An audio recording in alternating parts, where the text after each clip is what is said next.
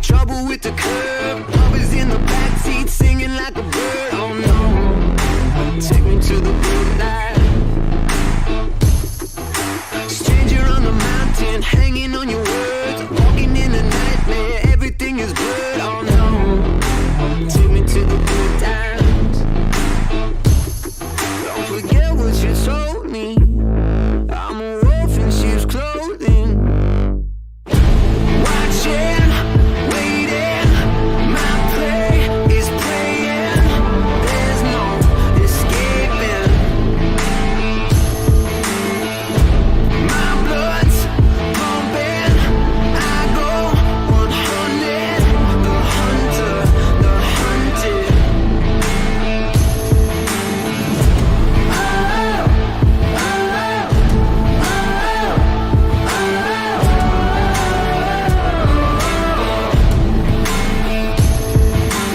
Robbers in the spaceship, crashing through the air. Devils in the details, leopards in your hair. Oh no, I can see the future. Take another picture, drop it on your tongue. Let your body burn down, breathe it in your lungs. Oh no, take me to your leader. Don't forget what you told me. I'm a wolf in sheep's clothing. Watching, waiting, my prey is praying. There's no escaping. My blood's pumping. I go 100. The hunter, the hunted.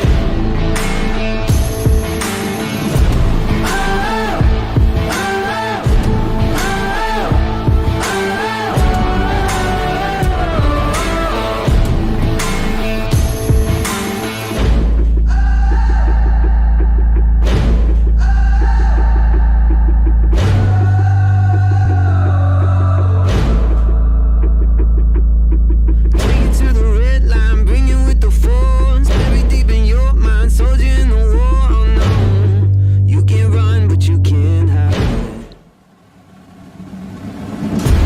Watching, waiting, my prey is praying. There's no escaping. My blood's pumping. I go 100. The hunter, the hunted.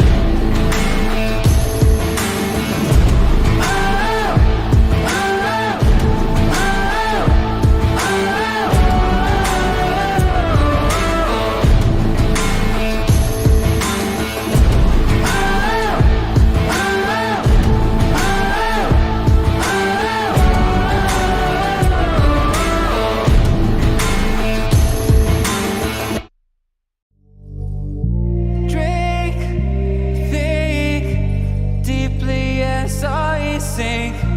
Finally, someplace I found peace in the dark of night.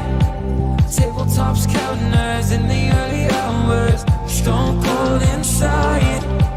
Banging drop stanzas, never needing answers. We wander all alone, but we can't find the street lights go. We wander all alone, but we can't deny we are the street light people.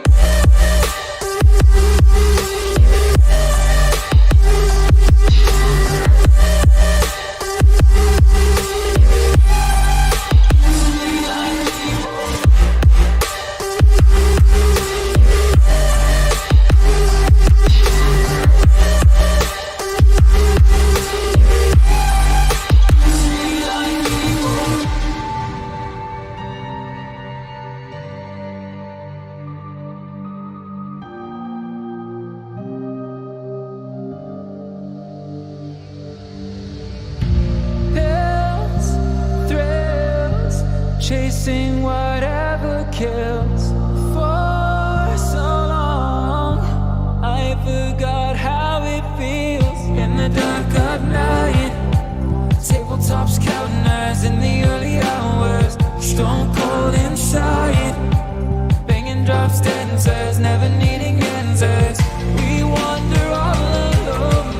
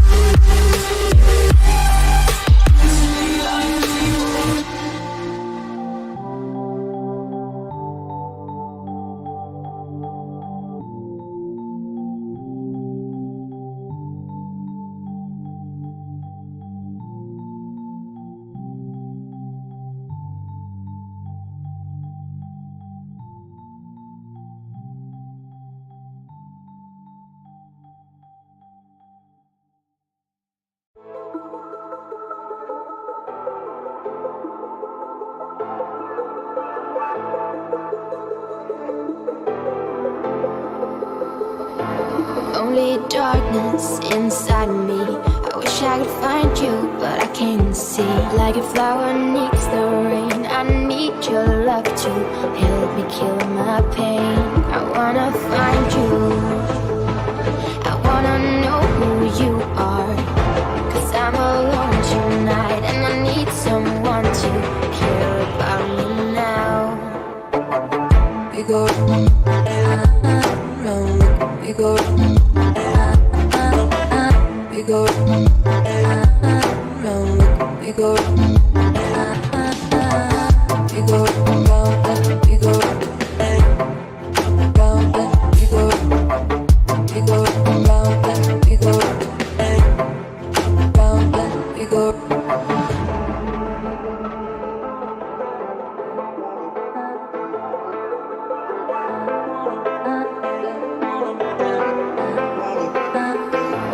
Only dark, dark, darkness, dark, like a flower need, flower, flower need, flower. I wanna find you, I wanna know who you are, 'cause I'm alone tonight and I need someone to care about me now. We go round, we go we go round, we go we go round, we go round, we go we go round, we go round, we go.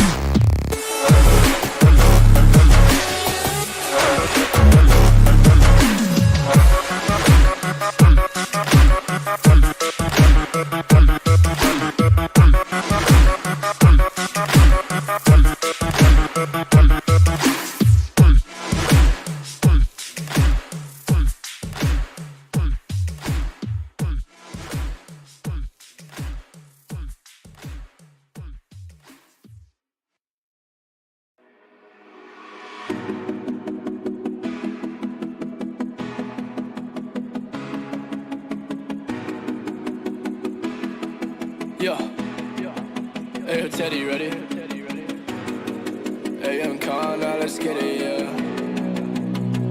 yeah. Hey, tell me where you wanna go, and I'ma take you there. To the island, to the coast, baby, anywhere. What's on your mind, shawty? Tell me, gotta make it clear. I know you love it, girl, I think there's something in the air. So baby, you be my forever until time breaks us apart. So baby, you be my forever. I feel you inside of my heart. So baby, you be my forever, the only one I'd ever love. So baby, you be my forever, whenever you the only one.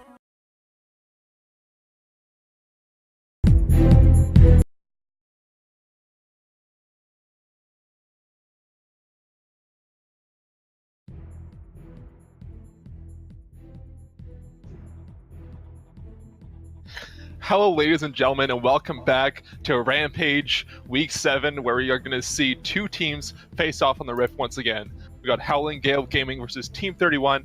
Howling Gale Gaming grabbing onto the blue side first off. And I'm ready for a good night of games. How are you feeling, Mads? Absolutely. I am totally prepared to see this best of 3 pop off. We've seen some great things from both of these teams. Howling Gale sitting at a pretty comfortable 3-2 so far. Team 31 unfortunately sitting at 2-4. Very unfortunate on their end, and hopefully they'll be able to find their footing once again. Of course, and I am Aaron Canadian Head as well. Now we're going to see the first few bans come up. We see a Velcro in the mid lane. Now we have Nico come up.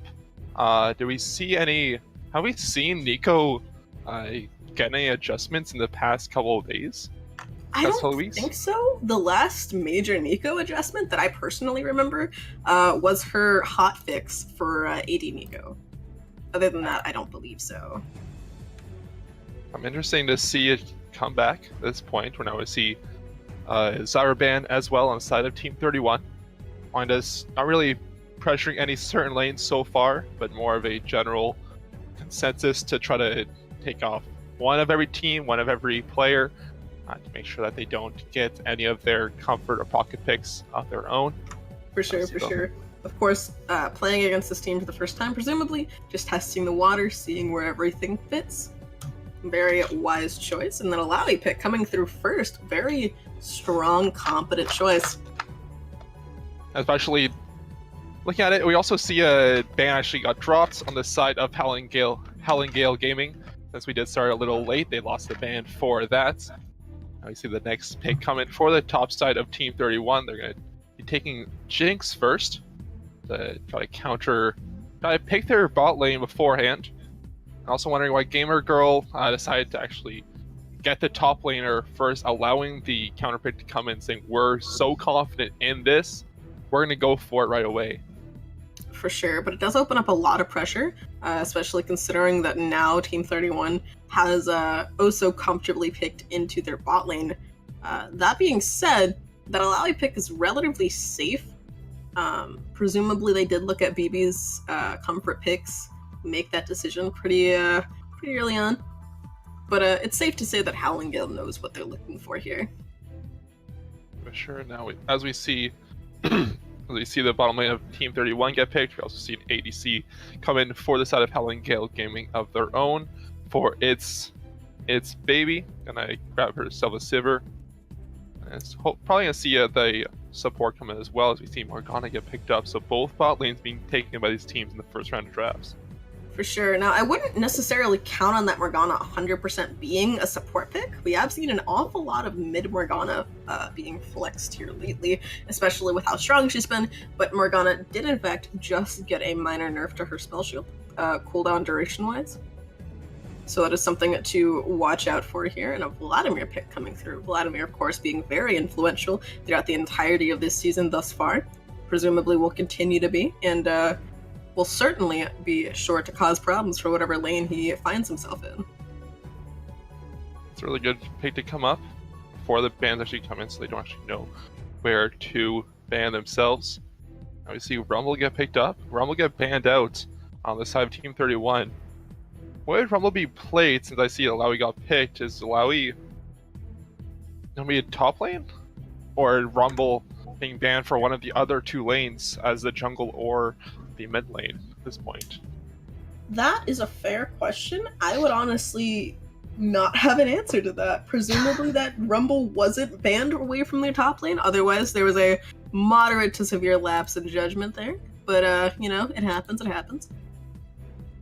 Happens definitely. It happens sometimes, and now we're going to see two junglers ban away from Garmor on the side of Team 31. Not really worrying about the soul lane since they don't know where the Vladimir is going, but going to confidently ban away some junglers on Jarvan and Skarner, both very strong junglers themselves. For sure. And So sorry. But yeah, that's the danger that Flex picked Vladimir, is picking it so early on in the first three opens up just this realm of possibilities. You've got a Vladimir. Do you choose to prepare for the Vladimir in a particular lane, or do you just ignore the Vladimir and hope to God that you can predict which lane it's going into? Do you ban out jungle and just pretend like it didn't happen? There's so many things that are happening that really, the mind game of having that Vladimir picked in the first three is so well placed in this draft. We're going to see Hang pick up as well. Junglers versus each other. And now Taliyah going to be picked up. And the last pick, when was the last time you saw Taliyah? Today, actually. within leagues. Within leagues? Ooh, that's a good question. Pretty recently, personally, we don't see a lot of Taliyah unless it's a pocket pick, but it's not unheard of at all. Now we're probably going to see which spots they could be put into, along with the last pick being Sir Dinosaur picking up that Ahri. So seeing the Taliyah get picked, and I'm thinking Ahri is the way to deal with it as well. Going to finally go into last few seconds before we head into our 3-minute wait time. Now we're going to be looking at these two teams and see what we actually can tell about these two matchups. What a good wait time. Alright, so looking at this 5v5, breaking it down, personally, I firmly believe that Team 31 is a much stronger 5v5, especially in the mid game, proceeding into the late game. If they're able to support that Jinx well enough, they could be setting themselves up to a path to victory. But that being said, Howling has also set themselves up for a phenomenal late game with that Sivir pick, with the Alawi pick, and certainly a pretty strong jungle presence in the early game, just with Hecarim's existence. All of that super dangerous. And it's right now, as we see it, very dangerous as they are able to get in so easily at this point. But now, I want to look at, actually, where do I want to look first? I know that Ahri was picked after Vladimir was seen as could go either way, so they decided to put Vladimir in the top lane against the Alawi. I'm wondering, where do we actually want to look for the early parts of this game? What parts do Real Madru and Garmor want to focus early on to try to get ahead to allow the rest of this game to go in their favor? For sure. And another thing about that is we have a pretty aggressive bot lane set up here. I wouldn't really be surprised if we saw a hard camp coming in from Madru, especially with that Ignite pick on Tutif. Had to look at that for a second. Do you know what their name is? Alright. But yeah, Kaiser does have his work cut out for him. Keeping Kodo safe will certainly be a job in and of itself. Whether or not he's able to successfully do so will certainly be up to the cards. And Garmor. Garmor also plays a pretty big part in that. But for now, it's just the cards. Looking in the middle as well, we have Ajax taking Cleanse against the Ahri, against her Dinosaur in the mid lane, who's going for quite a solo lane kind of feel as he has Ignite, really wanting to focus down his Taliyah in the early parts of the game. Taliyah is really there for getting to side lanes. It seems like Ahri does not want that to happen and allow Taliyah to use the Weaver's Wall to get to other parts of the map so easily. So Sir Dinosaur there to try to pressure as much as they can. For sure. And, that being said, it's kind of difficult to really look at this mid lane matchup and say one lane has priority over the other in terms of roaming. Traditionally, when you see that Ahri pick, you immediately think, okay, Ahri's just going to sit on bot lane as soon as she hits level 6, but with that Talia, she has so many things that she can do to nitpick and tear apart that roam opportunity, that seeing that in this game is so incredibly unlikely. And not only that, Garmor really doesn't have a lot of options in this game except for just sitting on Madru and figuring out his jungle path piece by piece. And if he doesn't, then he's essentially just letting his lanes get fed for free. Finally, 2 of the game to see what the to see what each of their runes they picked were and how they're going to actually affect it. Seeing a glacial augment on Ahri, seeing Alawi decide to go for the kleptomancy build to get ahead as much as they can within this solo lane before things start to get too exciting. Outside of that, not really noticing much else at this point that is actually too questionable at this point. What do you think? I have to agree with you there. Really what we're looking at here in terms of just solid lane matchups, 1v1s, Vladimir has a lot of tools to deal with Alawi. Sivir has a lot of tools to deal with Jinx. Morgana has a lot of tools to deal with Thresh. And mid lane is just a skill matchup. There's so many things that could go wrong for either of these teams. Everything in the early game is just dependent on skill, game knowledge, their macroing ability, and just their pure ability to negate whatever the other team is trying to do.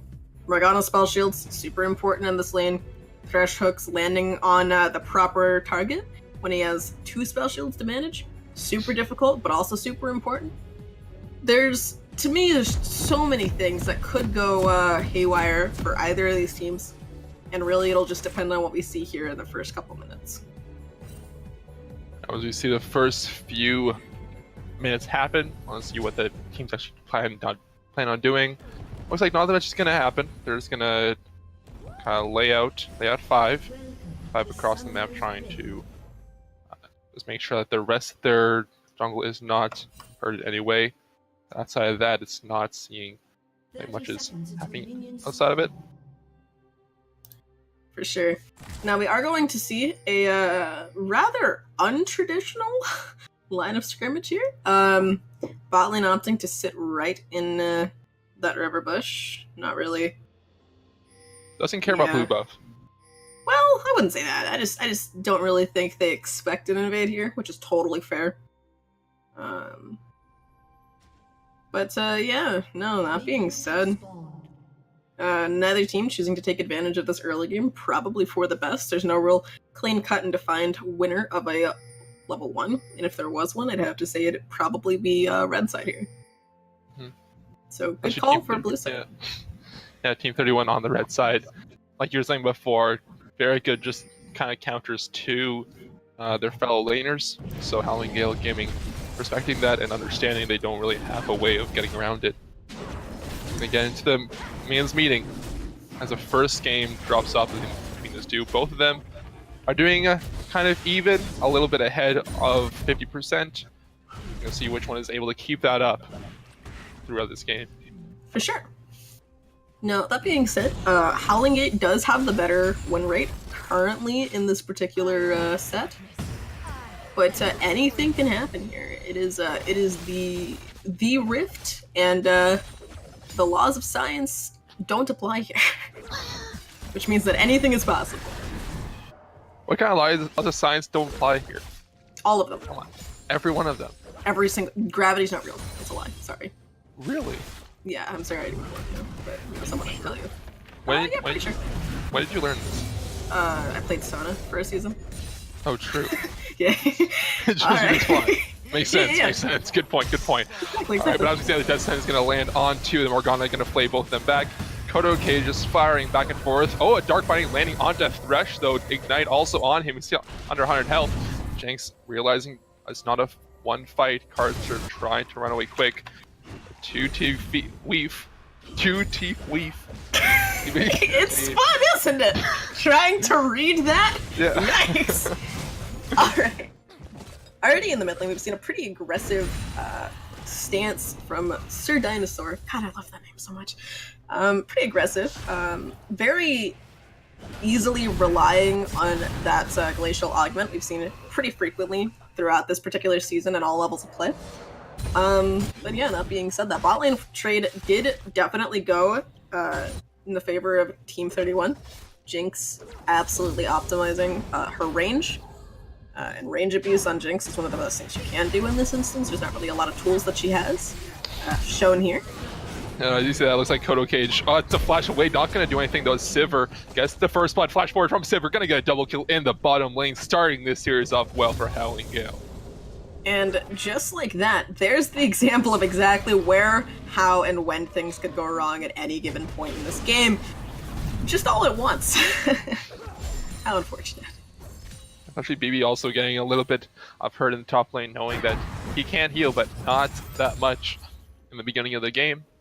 Also, seeing Thresh get so low quickly made him play so far back and so cautious allowed Jinx to get caught out quite easily in that little skirmish there. Now we have Howling Gale just 1.5k up, and that's going to be a Sivir going back, buying a BF sword. See Jinx hardly able to buy much with her first time back. For sure. Now, that refillable potion, definitely a pretty questionable but not uncalled for option, considering just how out of her depth she is CS-wise in this lane. Very unfortunate that she did die when she did, but it is just a lack of respect on the Sivir. Not really a lot you can do at that point. All you can do is just kind of grab your bearings, hope that everything goes oakley-dokley for the next couple of minutes, because you need to hunker down and ride this out. But as far as where its baby is sitting, high and dry. Everything in this lane is made for her at this point. It is going quite oakley-dokley indeed. I see that, seeing this little fight happen. It's back and forth. Oh, Garmar able to just fight a little bit all around the Raptors. We're seeing just a few of these first backs happen. You see Ari 10 CS up in the mid lane. You have Gamer Girl around 10, 11, 12 CS up in the top lane. So it's really going back and forth between who's winning each side. It's a flash away from Kartzer, able to hit the blast cone, get away from Hecarim's gank. That he has a flash down for both of the bot lane. Now, another thing that I'd like to mention here, too, Tief, those Morgana binding accuracy, the accuracy on those bindings has been absolutely insane so far. Yeah. And that's so huge for a Morgana player. And that spell shield, that's the tell of a good Morgana player. If I were Karzer, I would be moderately concerned at this point. Only moderately? Only moderately too severely. There's a range, you know? Okay. There's only, you see so many times the hook's trying to land, but if nothing's gonna land on the CC part, that's really all he does in this lane, so it's gonna be rough for him to actually accomplish much if Morgana's there just to stop everything. For sure. Tief just has so many tools in her kit that she's just able to throw at them whenever they decide they want to participate in this lane that it's almost painful to watch. No jungle interaction needed. No. Now looking at the bottom lane, you see Howling Gale actually push both of them into the ward around blue buff, able to stop. I don't understand if anything will happen around that blue that just spawned, as well as Infernal Drake going to be the first dragon of this game. How much do you think these teams are actually going to focus on this Infernal Drake while they can? Hopefully more than none at all. That's what I'm going for here, really. And that looks like exactly hopefully what we're above going to 0. do. Above anywhere from absolutely nothing to 1. Yeah. But yeah, that's a lot of what we're seeing here. Personally, what I am seeing here. A lot of good microing. Some pretty solid synergy from their bot lane of Howling. Definitely does tell me that we are going to see a couple more AD carry bans this next game. So one more Descent, as we were saying before, along with the Black Shield stopping Thresh's hook from stunning. Has a Dark Passage to get her away, but just showing the dominance that this bot lane has, looking scary. Absolutely, and comfortability above anything else in a lane like this is something above anything else. As you see, we see Garmar sitting in that bush, able to flash forward to stun this Tief, but here comes Real Madru on the horse, ult again, he has his health, The other jungler does not. He's in the middle of 3 as we see 2D about to fall to Sir Dinosaur in a 2v1.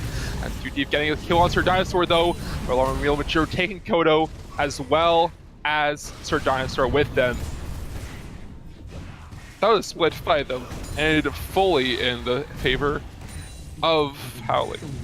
Absolutely, and just like that, we are looking at a 3,000 gold lead. Right off the bat, 8 minutes, that is nothing to scoff at, and certainly not something you particularly want to see in a game like this. And there's that one whole dragon prioritization we were talking about earlier. Very nicely played, very cleanly picked up. Madru definitely asserting his presence as a jungler. Whereas previously he simply did not have to because Baby was allowed to just sit on them. Totally fine. Now, the interesting thing about where we are here is that this top lane has been trading back and forth. No particular laner has really found dominance except for right here. What we're seeing right now is probably the most dominant either of them has been in this lane. Not only that, this mid lane has just been back and forth all game. We could see some great things from Sir Dinosaur later in the mid game. We could see him absolutely flop. And that's the beauty of the Ahri. They have that true damage built in so comfortably into their kit that either they spiral and everything's fine, or they're feeding and they keep feeding. And that's about where we found ourselves. We found ourselves with so is Ahri feeding or is doing away? We found ourselves with a conundrum. Disappointing. Not necessarily disappointing, just interesting. I mean, even if she is doing well, the rest of her team not really teamed up for. No, just don't look at it. Just cover the bottom half of your scoreboard. That's what okay, makes sense. For. Yeah, for sure. I understand. Thousands of them. No, as well, looking at the top lane, we saw Vladimir get pushed back, but that's also things that went away. But we see the whole side of top lane coming in to try to take out Gamer Girl to get something for themselves in this game. Still not going to get the kill though. Vladimir feared away from Real Madru. Still charmed up to 3-on-1. Real Madru also able to make it out. It's a lot of resources put onto top lane with nothing amounting to it. And just like that, Sir Dinosaur missing that charm was absolutely the thing that damned them there. If they had hit that charm, that would have been a free kill, no consequence. And they essentially went in for the kill, came out with moderate to severe disappointment. So it's all the way around this map. Howling Gale showing their dominance within this matchup. It's really showing how much they have won this pick phase. It seems like nothing really can happen with the side of Team 31 to try to counter what's happening. And AJ, For sure. everyone getting pushed back. Just like that, Baby has asserted this lead so comfortably and so surely that it's almost mesmerizing to watch. Yeah, even this Garmor trying to walk into his own jungle and gets taken to less than 100 health. The bot lane has approximately no fear, and watching that is so nice. It's very nice to see an AD carry support duo even assert the dominance that they know they have and push for an advantage that they know they need to keep. Especially against the Jinx lane like this, if they feed a singular kill to her, she's going to scale, and that's just the way that the game goes. But they're so aware of that it's very, to me, it's very apparent in the way that they've been playing this so far, the way that they've been pushing these advantages, and I honestly love that. I love the negative fear that we're seeing out of them. But at this point, what they have to do is, they see a 350 bounty on Sivir, so they just get it onto Jinx, what you're saying, and actually just maybe push things back in the side of Team 31, but as we say that, looks like it's, again, Garmor, not the way he wants to go on the blast cone as well, as there's 4 people in his own jungle. Tarzan and Kodo just trying to clear wards and having to run away from it after. For sure. See, after that, talking about how Jinx can actually do something within this game. Oh, wow, there's okay. Whoa. And then we have Gamer Girl in top lane, taking out BB on a tower dive, taking out the Vladimir. We know he has to stay, but not that much. Still. It's honestly fine. Like I said, just keep cutting up those sticky notes and applying them one by one. So where are we now in the sticky notes? It's just Ahri, right? Okay. So I see Gamer Girl able to take out every single one of the turret plates on the top side. Alright, so it looks like so far it's 100% Howling's game to lose. But how does Team 31 make it their game to win? Just 13 minutes in, as it's a 6k goal lead for the side of Howling. Absolutely, and watching that is so absolutely damning. It's absolutely damning to watch this happen. We're seeing Jinx currently suffering with an almost 40 CS negative. We're watching mid lane just barely clinging to whatever it can. It's 3 assists down and enough CS at this point. And the only kill that we've seen Team 31 get is on that Morgana. So not even the priority target for themselves. They just see those bounties, they see the 400, they see the 300 on these players, so just need to focus their carries onto them, get Sir Dinosaur scaled up, get Kodo Cage scaled up to get those points, with Garmore trying to do what they can on the Rift Herald. Now if Gamer Girl sees it, it might be a little scary as well for themselves. We're gonna stop. Oh no. That's gonna be a chains gone onto 2 Teeth, getting another kill in the bottom lane. BB trying to stop a turret from falling. That's only like 700 health themselves. Yeah, the major issue that I'm personally seeing is in the lack of respect that there was right before that first double kill. There was that one trade that went really well for them, and then they kind of just went, oh, okay, it's fine, we don't have to worry. And then they immediately threw the next fight, and so on and so forth. In addition to Gamer Girl just existing as a Lowy in the top lane. Just has to exist and provides pressure themselves. Now Garmore came up for a gank and he's getting scared off in a 2v1. Garmore turns it around, trying to get some damage onto Gamer Girl. Here comes Weaver's Wall though. Talia jumped off a little bit too early, but it doesn't matter as we see a stun come up from Gamer Girl, trying to stop him with the Glacial Prison, but not enough as Gamer Girl gets a kill on him and gets a double kill on DB before Ajax even gets anywhere. But Sir Dinosaur is here, and here is Stay as he gets the kill onto Gamer Girl and gets 150 gold bounty as well. So Dinosaur, one way to come back into this game, gets unstoppable by the Hecarim. Morningstar trying to get Sir Dinosaur away from this fight. Ignite still taking so low as we see Morgana getting the final hit with the Tormented Soil. Oh. Very nicely cleaned up from the side of Howling. Of course, I do personally feel like Gamer Girl was a little out of their depth with that trade. Once they got the double kill down, it was all downhill from there. Weren't really expecting anybody else to make their presence known, so to speak. But everything after that was incredibly well executed. Sure, we saw Garmore try to focus the Rift Herald before. Again, that's even being taken away. He tries to go over. Steals it. Is he able to get the eye though? Garmore gets it. Now he's gonna get killed for it, but they need some objective, some way to take down these towers. Some way to provide pressure on this map, and that might be one of the ways to do it. We are currently 400 gold away from a 10k gold lead at 16 minutes. That, to me, is moderately concerning. Money is but a number. Okay? You know what? Gold is but a number.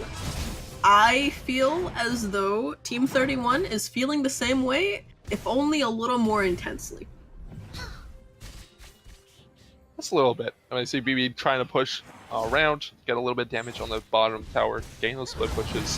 But who can really match Gamer Girl in the top lane? They send Kodo Cage up now. Once again, these dark bindings landing every single time we see one get thrown out. I'll be surprised if this gets put out again, if this gets picked up again.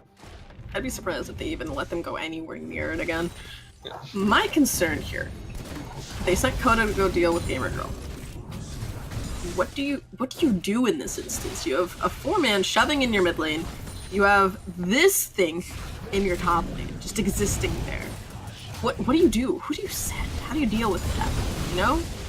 There's too many things that are happening here, and I feel like Kodo is figuring that out firsthand. Kodo sees as he gets picked up as well. Real Major jumping on to Garmore just to scare him away. Not really getting a kill, just scaring them away completely. Giving them the big any objective they can. Yeah, I mean, Kodo just does no damage. It has the BF sword, he has the pickaxe, but nothing else outside that. Karzer here not hitting the... Oh that's no. so that's going to be ultimate onto Karzer. Karzer's going to be taken out. The topper though, Sir Dinosaur taking a lot of damage as well as Kodo from just one of those tentacles. Gamer Girl getting ignited. That's the kill! Sir Dinosaur gets the bounty as well. That's 2 kills for Sir Dinosaur onto this Gamer Girl. And he's probably the one way that this team gets back into this game. Very nicely played and incredibly well kited out from Kodo. Really, that's all they can do in this instance is kite it out and hope for the best, unfortunately. Here's BB as well, trying to get the Glacial Prison onto its baby. Its baby sub 200 health, but that's going to be a 850 gold onto Garmore. Weaver's Wall coming down onto this jungler as well. 2 Teeth Weave sees Madru there, and that's going to be a kill for themselves. That's 800 gold in the pocket of Sejuani. Really, how do they get these bounties and use them well at this point? Very nicely done. As per usual. Of course, are going to be turning our attention to this 3rd dragon. Yeah, looking at that second now, really adding to the side of the team on top, really allowing themselves to take the objectives that they're already pushing just easier. Take out the Baron that's up in 30 seconds. Just have the whole team pushed in as well. For sure. And the only unfortunate bit about that is that Mountain Dragon is so useful and so monumentally powerful when you're ahead. And so seeing that for Team 31 right now cannot be good.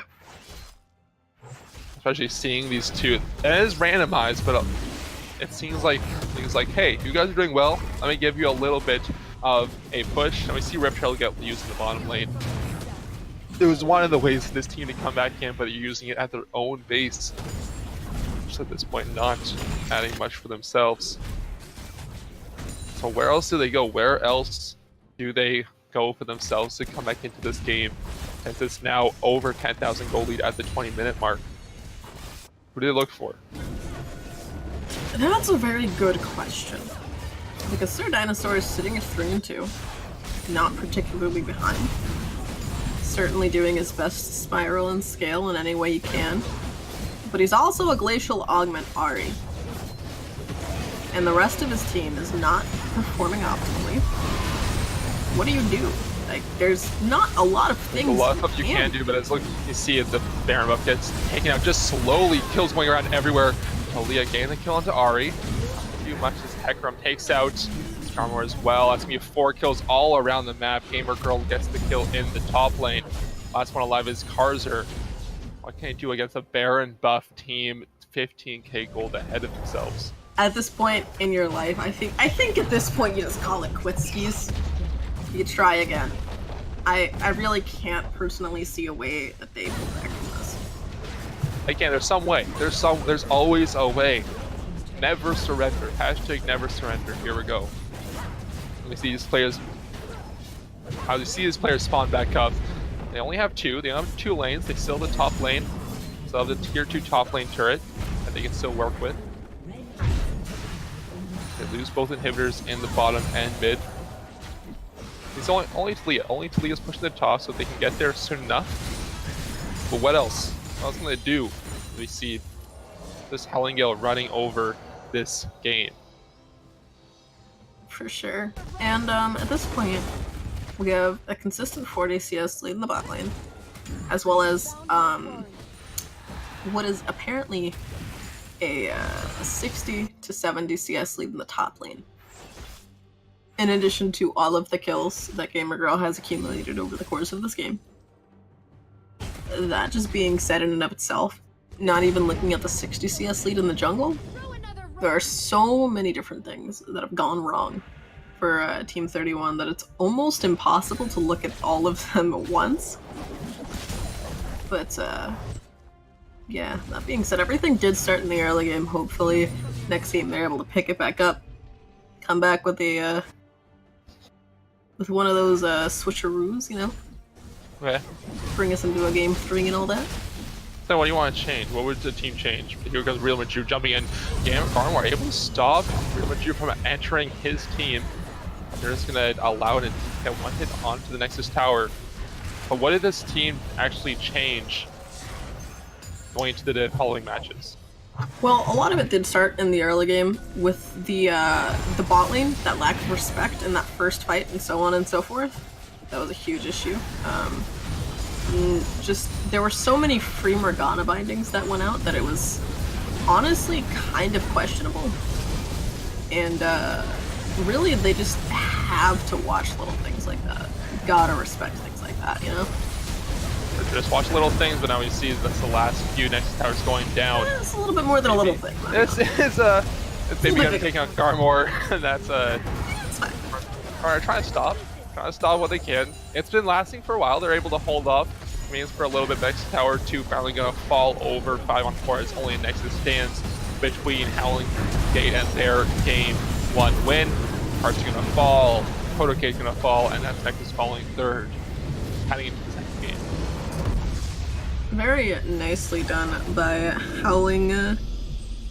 Very, very clean game 1, taking us and kicking us right into this best of 3.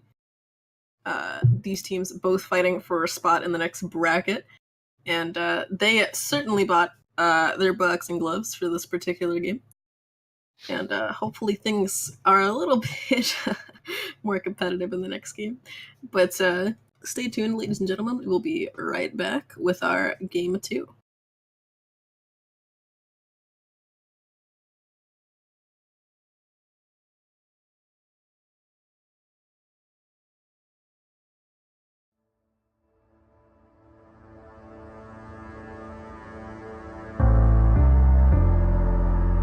The night beckons while you dream.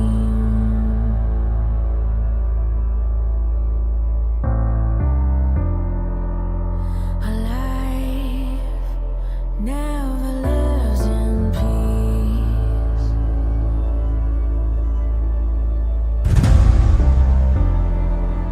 As you stand upon the edge, woven by a single thread,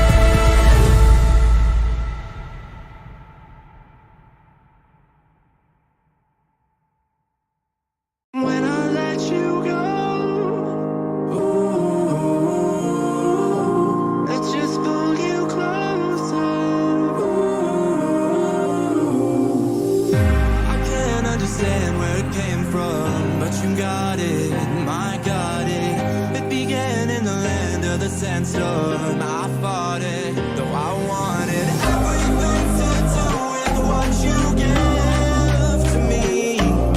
Loosening my grip as pulled you into me. When I let you go,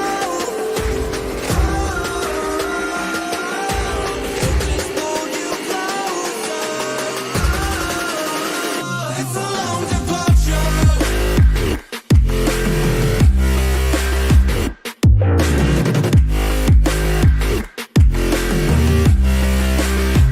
It's a long departure.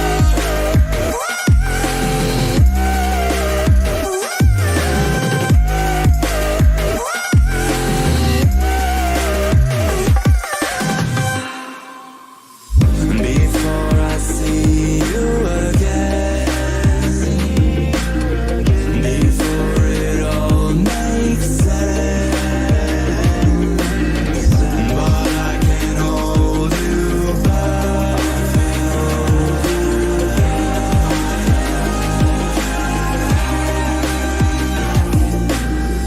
And I still don't understand where it came from, but you're back in with the passion. I'm awake with the flame in a hailstorm. I'm back in, I gotta have it. Everything to do with what you give to me. Loosening my grip as pulled you into me. When I let you go, just pulled you closer. It's a long departure.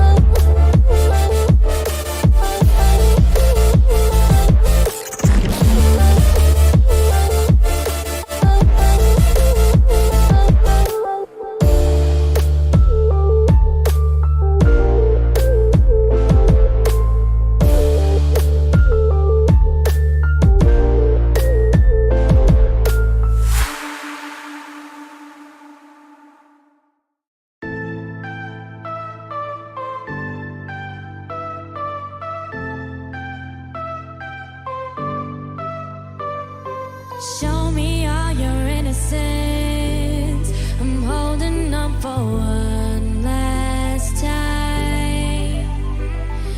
We seem so much better than.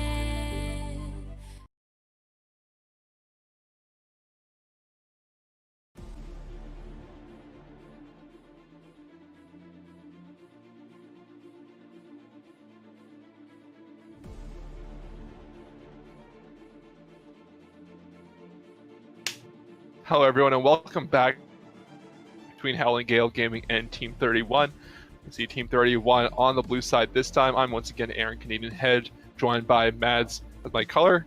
How you feeling about this upcoming game in Game 2? Oh goodness, we're having some technical difficulties on Canadian's end, but that's okily dokily. I'm feeling pretty good about this game too. I'm pretty excited to see that Anivia pick coming through. We haven't seen a lot of that in any of our series so far. We'll be very excited to see in action here. Of course, we do have that Alawi ban, as well as, surprisingly enough, a Morgana ban on the side of Howling. I should look. I like the Alawi ban instantly, seeing how much Gamer Girl is doing well. Make sure Alawi that does not come back in and see how strong it is once afterwards. You'll see a few more things come in as we see a Vel'Koz. I think it's going to be going back to Nico again, not letting that happen, Nocturne, as well as the Ezreal. So mostly the same bans as last game, but just throwing the Alawi in there as well. For sure. And of course, very well-deserved Alawi ban after that last game. Now I personally am very excited to see the way that they choose to maneuver their way through the second game. Of course, we had some pretty rough decision-making from Team 31 in the last game. It was moderately to severely concerning, but it's fine, because here we are in Game 2. It's a new day, and they are ready with an Yasuo pick right out the gate. That's exciting. Ooh, okay, we're going to see Yasuo coming in very quickly, especially Team 31 and grabbing the blue side, so it might be all flipped around once again. Gamer Girl picking up Hecarim for Meal Madru in this as their first pick, because it was so strong in the last game is what it seemed like, so adding that once again as their first pick makes sense to me. I'm going to see if they try to take their bot lane as well again. Now, personally, I'm actually kind of intrigued to see what Madru chooses to do with this Hecarim, considering that they just essentially handed it back to him and said, here you go, it's fine. You know, nothing's wrong with this. And it's just really concerning to me that we're seeing another Nocturne ban and another Ezreal ban after that last game. There's so many options for Baby to go with. Not wanting them. What I'm saying is not wanting them to focus on the same things as last time, since they did so well with the last champions. Why are they not focusing on other champions that they had so much success on last game that the worries about? That's fair. But I mean, if you're Team 31 at this point and you're looking at the champion pools that these players have, and you're saying to yourself, what in the absolute heckle am I able to do here physically with the tools that I have been given, these 3 bans before these 3 picks? What do I do with that? The answer to me is, I have no idea. There's too many things to ban. You can't ban every AD carry in the game. You can't ban every jungler. You're kind of just shit out of luck at that point. Amen. Amen. I know. You see the Team 31 actually pick all 3 different characters than we saw. The 3 different champions that we saw in the last game. So, which way do you think Yasuo's going to go? Is that top lane or mid lane, do you think? On Baby or Dinosaur? Hope for that poor Yasuo against a Scion pick that it is not a top lane Yasuo. Why not? In my heart of hearts, I'm saying, oh no. Alright, to each their own, to each their own. Alright, then we see Rumble will be picked up again. Once again, when we already see the top laner in Scion be picked, Rumble going somewhere, not really sure still where that would go. But Talia like also being respected. Yeah, Talia also being respected from last game, as well as the Morgana and Thresh both banned out from Howling Gale, even though they saw so much success on the Morgana last game. For sure. And there's so many different yikes moments that I'm having in this particular draft where I'm seeing give him Hecarim. Oh yikes. That's a Varus pick in this economy. Oh yikes. There's a Kayn pick against a Hecarim pick with that Varus pick. Oh yikes. And then you just see Malphite, and then everything just hits you with the reverse yikes of, oh gosh, there's a Yasuo Malphite on their team. And then it all just starts all over again, and I'm going through this withdrawal phase of, I don't know what to look at here. There's too many things to look at all at once. Like, pre-6, Yasuo just goes, oh no, the entire lane. Yeah. Pre-6, Kai'Sa goes, oh no, all game. Post-6, Varus goes, oh no, all game. Like, what do you really do about that? So pre-6 goes oh no until he's Pre-6 6. goes, oh no. Until he's 6. Goes the reverse oh no. Yeah. So is that just oh no? yikes. It's not oh whoa, no. I'm sorry. Sorry to disappoint, it's not oh whoa. Oh, seeing Anivia be picked up as the last champion for Howling Gale. I mean, I'm a fan of Anivia. Got to see her back in this game. I see her still get picked up by Ajax, hopefully in Ajax's hands. Now it seems like Yasuo is going to be going against the Anivia in the mid lane. So what do you think that matchup? It seems like Anivia picked specifically to go into the Yasuo. It's actually a Ziggs mid. Interesting. Yeah, so that's interesting. So my prediction of how this game is going to go, Sion is going to sit on Yasuo until he's no longer a champion, and then Hecarim is occasionally going to make his way up there and go, stop being a champion even more. And then Garmor goes, I have to gank something or else we're going to lose the game. And you either gank something or they lose the game. There's not really a lot of ways that this can go, and there's so many unfortunate twists and turns about Lulu existing in the same lane as Malphite that just make me internally go, that's not okay. So what we're looking at here is a solid 5v5 with so many things that tell it to stop that you don't even really know if they're going to ever reach a point in this game where they get that 5v5. Just like last game, I saw that team and I said they have the proper 5v5, and then they absolutely did not.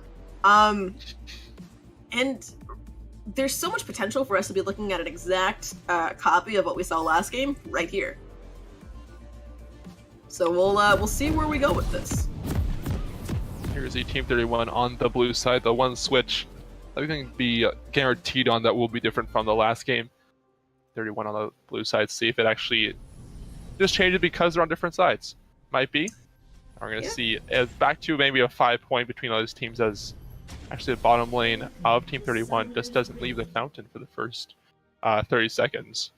Now, what I personally want to see out of Team 31, what would redeem them in my eyes, I want to see more respect out of their bot lane in the early game. Okay. That was a huge issue that I saw. Yeah. Could easily be avoided. Stay a little bit back, stay alive. Stay alive, stay safe. The PSAs when I was younger. Thank you for joining us for today's PSA. We're gonna have a especially with Malphite, Kai'Sa not really wanting to see anything happen in the beginning of this lane. Lulu's gonna keep Varus alive quite well, especially at 6 to use that wild growth to keep him even bigger for himself. For sure. Now, I'd like to remind you guys that the best way to not Intis is to stop dying. So, welcome to today's PSA. True. I should try that. Exactly. You're welcome. If I don't leave fountain. If I don't look at them, I can't die. Exactly. So, yeah, pretty traditional start, both of these junglers. Personally, I feel as though that red start is a little bit risky considering the traditional start of a Kayn. But immediately down to Krug's, interesting decision. Madrim does have a lot of things going for him, specifically his willingness to take Ignite in the jungle. That I find very interesting. Yeah, at least usually I see maybe a Ghost be taken on Hecarim. Nope, he does not care. Or something to add the speed. He thinks he's a speedy boy enough. He's just speeding up their deaths. Yeah. He's fast enough. He's a fast boy without all that extra stuff on him. Yeah, exactly. You gotta cut to the chase. You get the fast so you can do the kill better. But if you just do the kill better, then what do you need the fast for? Cut out the middleman. I like his thinking. So smart. Wow. 200 full IQs. Oh, no, in the top lane, looks like BB gonna get the first blood. You said before that Gamer Girl just might make BB not feel like a champion, but not when he just dies. Well, sometimes it does in fact happen like that. There was in fact the reverse lack of respect from Gamer Girl, unless we are seeing an Inting Scion in which she's doing everything perfectly. True. I don't think actually that's I don't think Inting Sound is actually just how many times can I die. Are you sure? It's not just a scoreboard of how many times you die. If you die the most, you're the best Inting Scion. Actually, that makes sense. When you say it like that, playing it the makes game sense. wrong? Oh yeah, excited to go evaluate. I need this number to be as big as possible. That's my goal. 53. Okay. Yeah, it's goal. So, yeah, we are seeing some jungle pressure in the top side, fighting over that scuttle, as we expected. You want as much vision as possible on that side, but then again, another lack of respect from Kodo in the bot lane. Moderately concerning. Concerned just a smidge. Well, like you said before, Kodo. Oh, looks like we're gonna have a little pause. Thing support left. It's gonna be back soon, hopefully. I'm gonna support on the side of Team 31, so cars are gonna be back soon, hopefully. Yeah. Back. Yeah. So that being said, looking at the way that this is going so far, what are your predictions for the next 5 to 10 minutes of this game? 5 to 10 minutes. Looks like Team 31 slowly still gonna be pushed in. Even though BB got a first kill, he has not been back yet, so he's slowly dying. He has TP just to be there a bit fast, but as I say that, Garmor gonna be there. And the top lane trying to get Gamer Girl a little bit too far pushed up. BB jumping through minions, misses the tornado, but here comes Real. Well, gonna get the kill on to BB. Garmor needs to get out quick, has Ignite taking on him from Hecarim. The reason that the Ignite is on him, but not gonna be the kill. So yeah, it's finally time. That's finally the time that BB can get the back.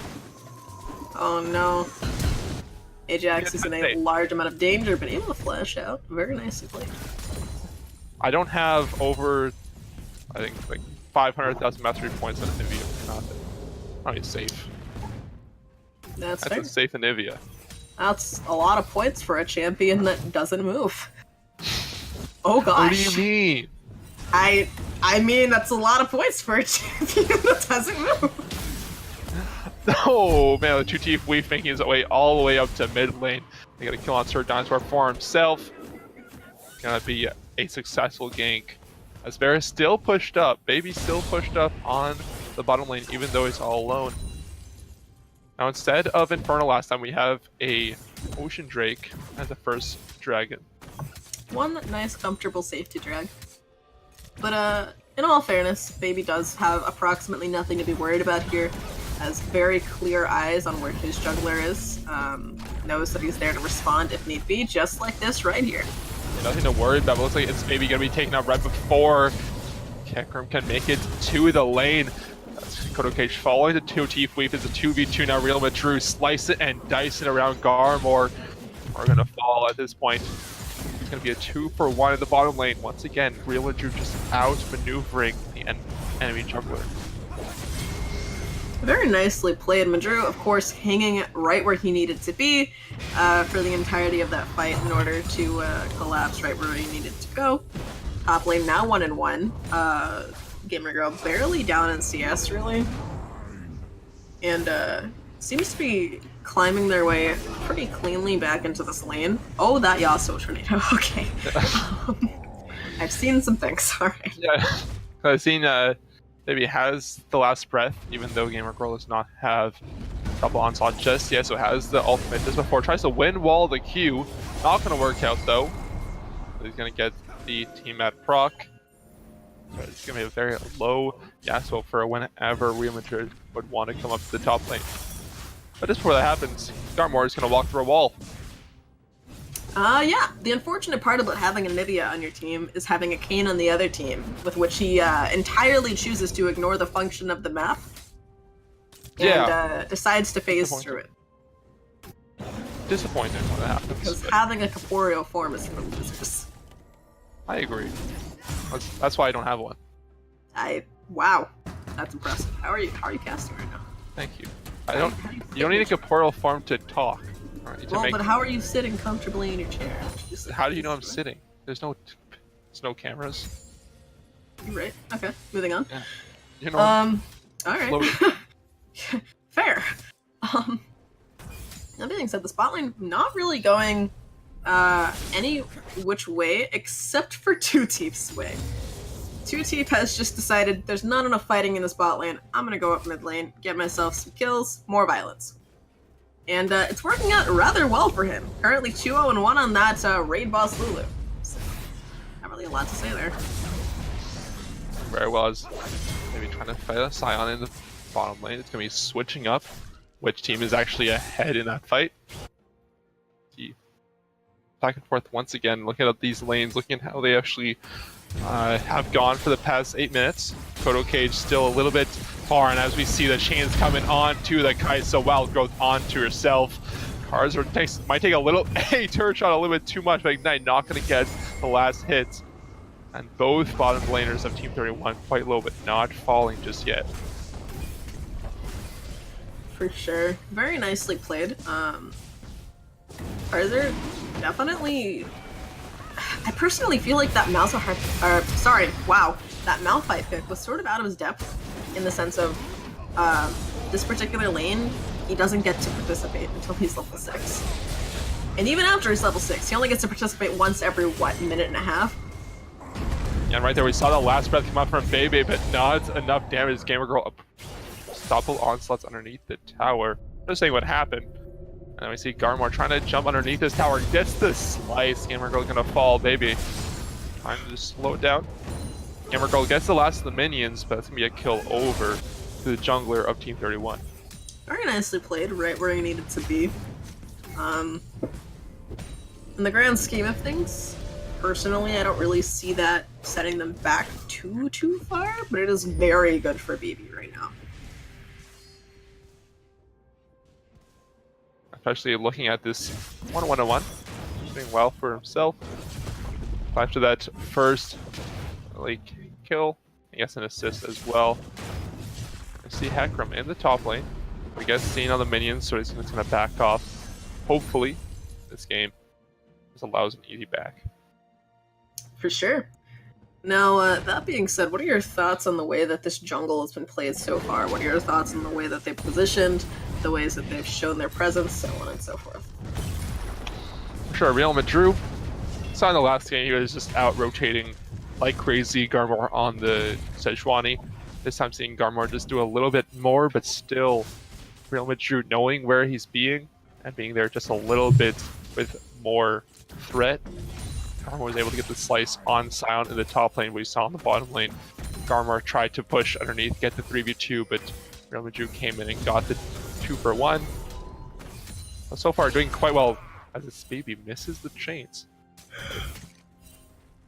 Again, here we see that Real Madrid seems to so far be the better jungler in this matchup, and if what they say is true, with better jungler wins.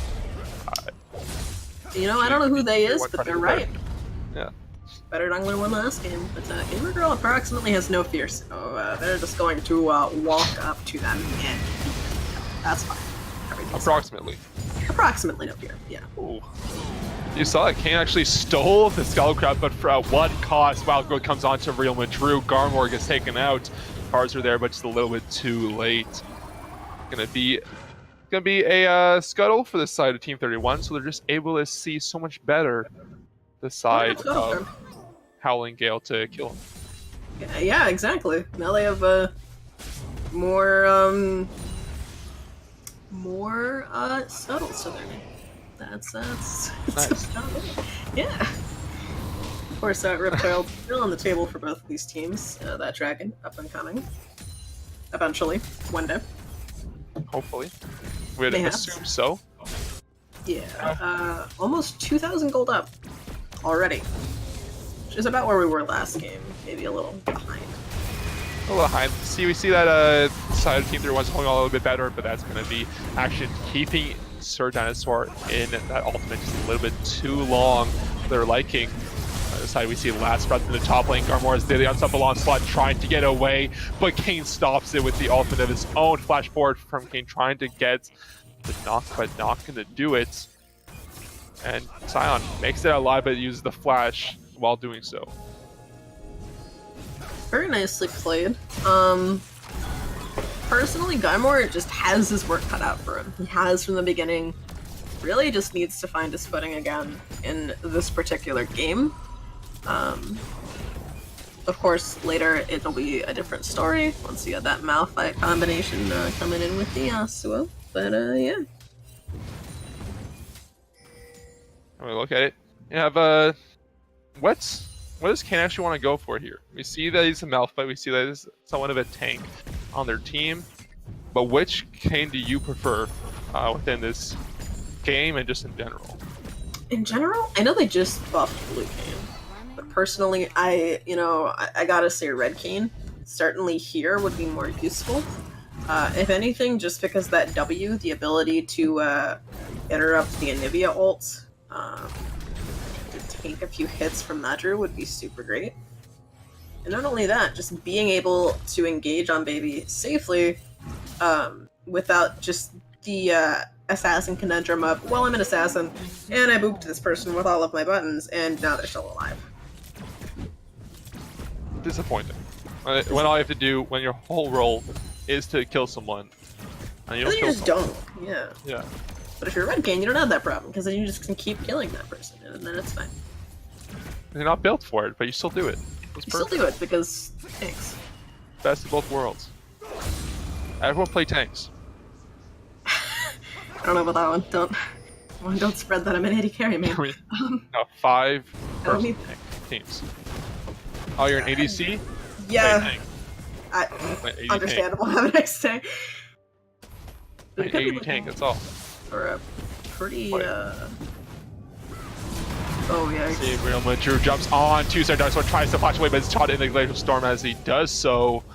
Bottom lane from Howling Gale drew all the way up for no reason, but once again, nothing is being targeted on the bottom side. Very nicely done.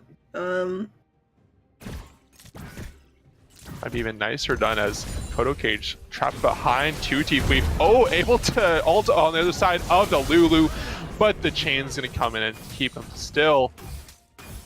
That's gonna be another kill for the side of Howling Gale's bottom side. Of course. And, just like that, really we're seeing, where Baby and, Kodo sort of don't see eye to eye in terms of skill level. We've seen a pretty consistent CS lead from Baby throughout the entirety of these past couple of games. And here comes the unstoppable onslaught on the top side. Baby able to flash out of the Scion Q, but is he able to get out of the fight? It's Real Mature taking one too many tower shards, and Garmor able to keep this tower alive. The Demolish proc is hitting Hammer Girl, slowly bring her down, but Garmor also falling back and forth. Looks like it's going to be able to take away, but Anivia teleporting in as Gamer Girl about to fall from the Kane ultimate. Dinosaur makes it there just in time. And it will be Red realizes he Kane, can get away. Red Kane is what we have gone for here. Probably optimal in this case. Especially looking at how this game has gone, like you were saying before, wanting the sheer tankiness as well, wanting that to stay alive as well. And interesting, seeing Remnant of the Watchers having the Archangel staff build on Malphite instead of what I would think would be a more of a tanky side of a Relic Shield for himself. For sure. Yeah. Right now seeing Sir Dinosaur once again overstaying his welcome. He's able to make it out though, Garmor, and Baby comes to save him. Once again, I think he took the Archangel staff and not the Relic Shield of his own in this case. That's certainly an interesting question. We do have another fight breaking out in the bot lane or not? Oh no, we have no damage. Yeah, there's fights everywhere happening right now. We have like a Chains of Corruption with an ultimate coming in, Unstoppable Force coming in from Karzer, so but nothing happening once again. moving their pressure over to the side of the Dragon, with another Dragon in the pockets of Howling Gale. All, I think, 5 of the Dragons so far in this matchup have gone over to them. Yeah, it's gonna be an Air Dragon this time. Now my concern here is that we very clearly have a setup for what should be a very fighty bot lane, and just isn't one. There's no damage. Onto his baby, he's gonna be ultimate. Zig's all trying to do what he can. His baby finally gonna go down, but Lulu's the one with the bounty on them with 3-0 and 3. It's not focusing on the right target. I was gonna say, can we just talk about this raid boss Lulu? Just this absolute unit of a Yordle coming through.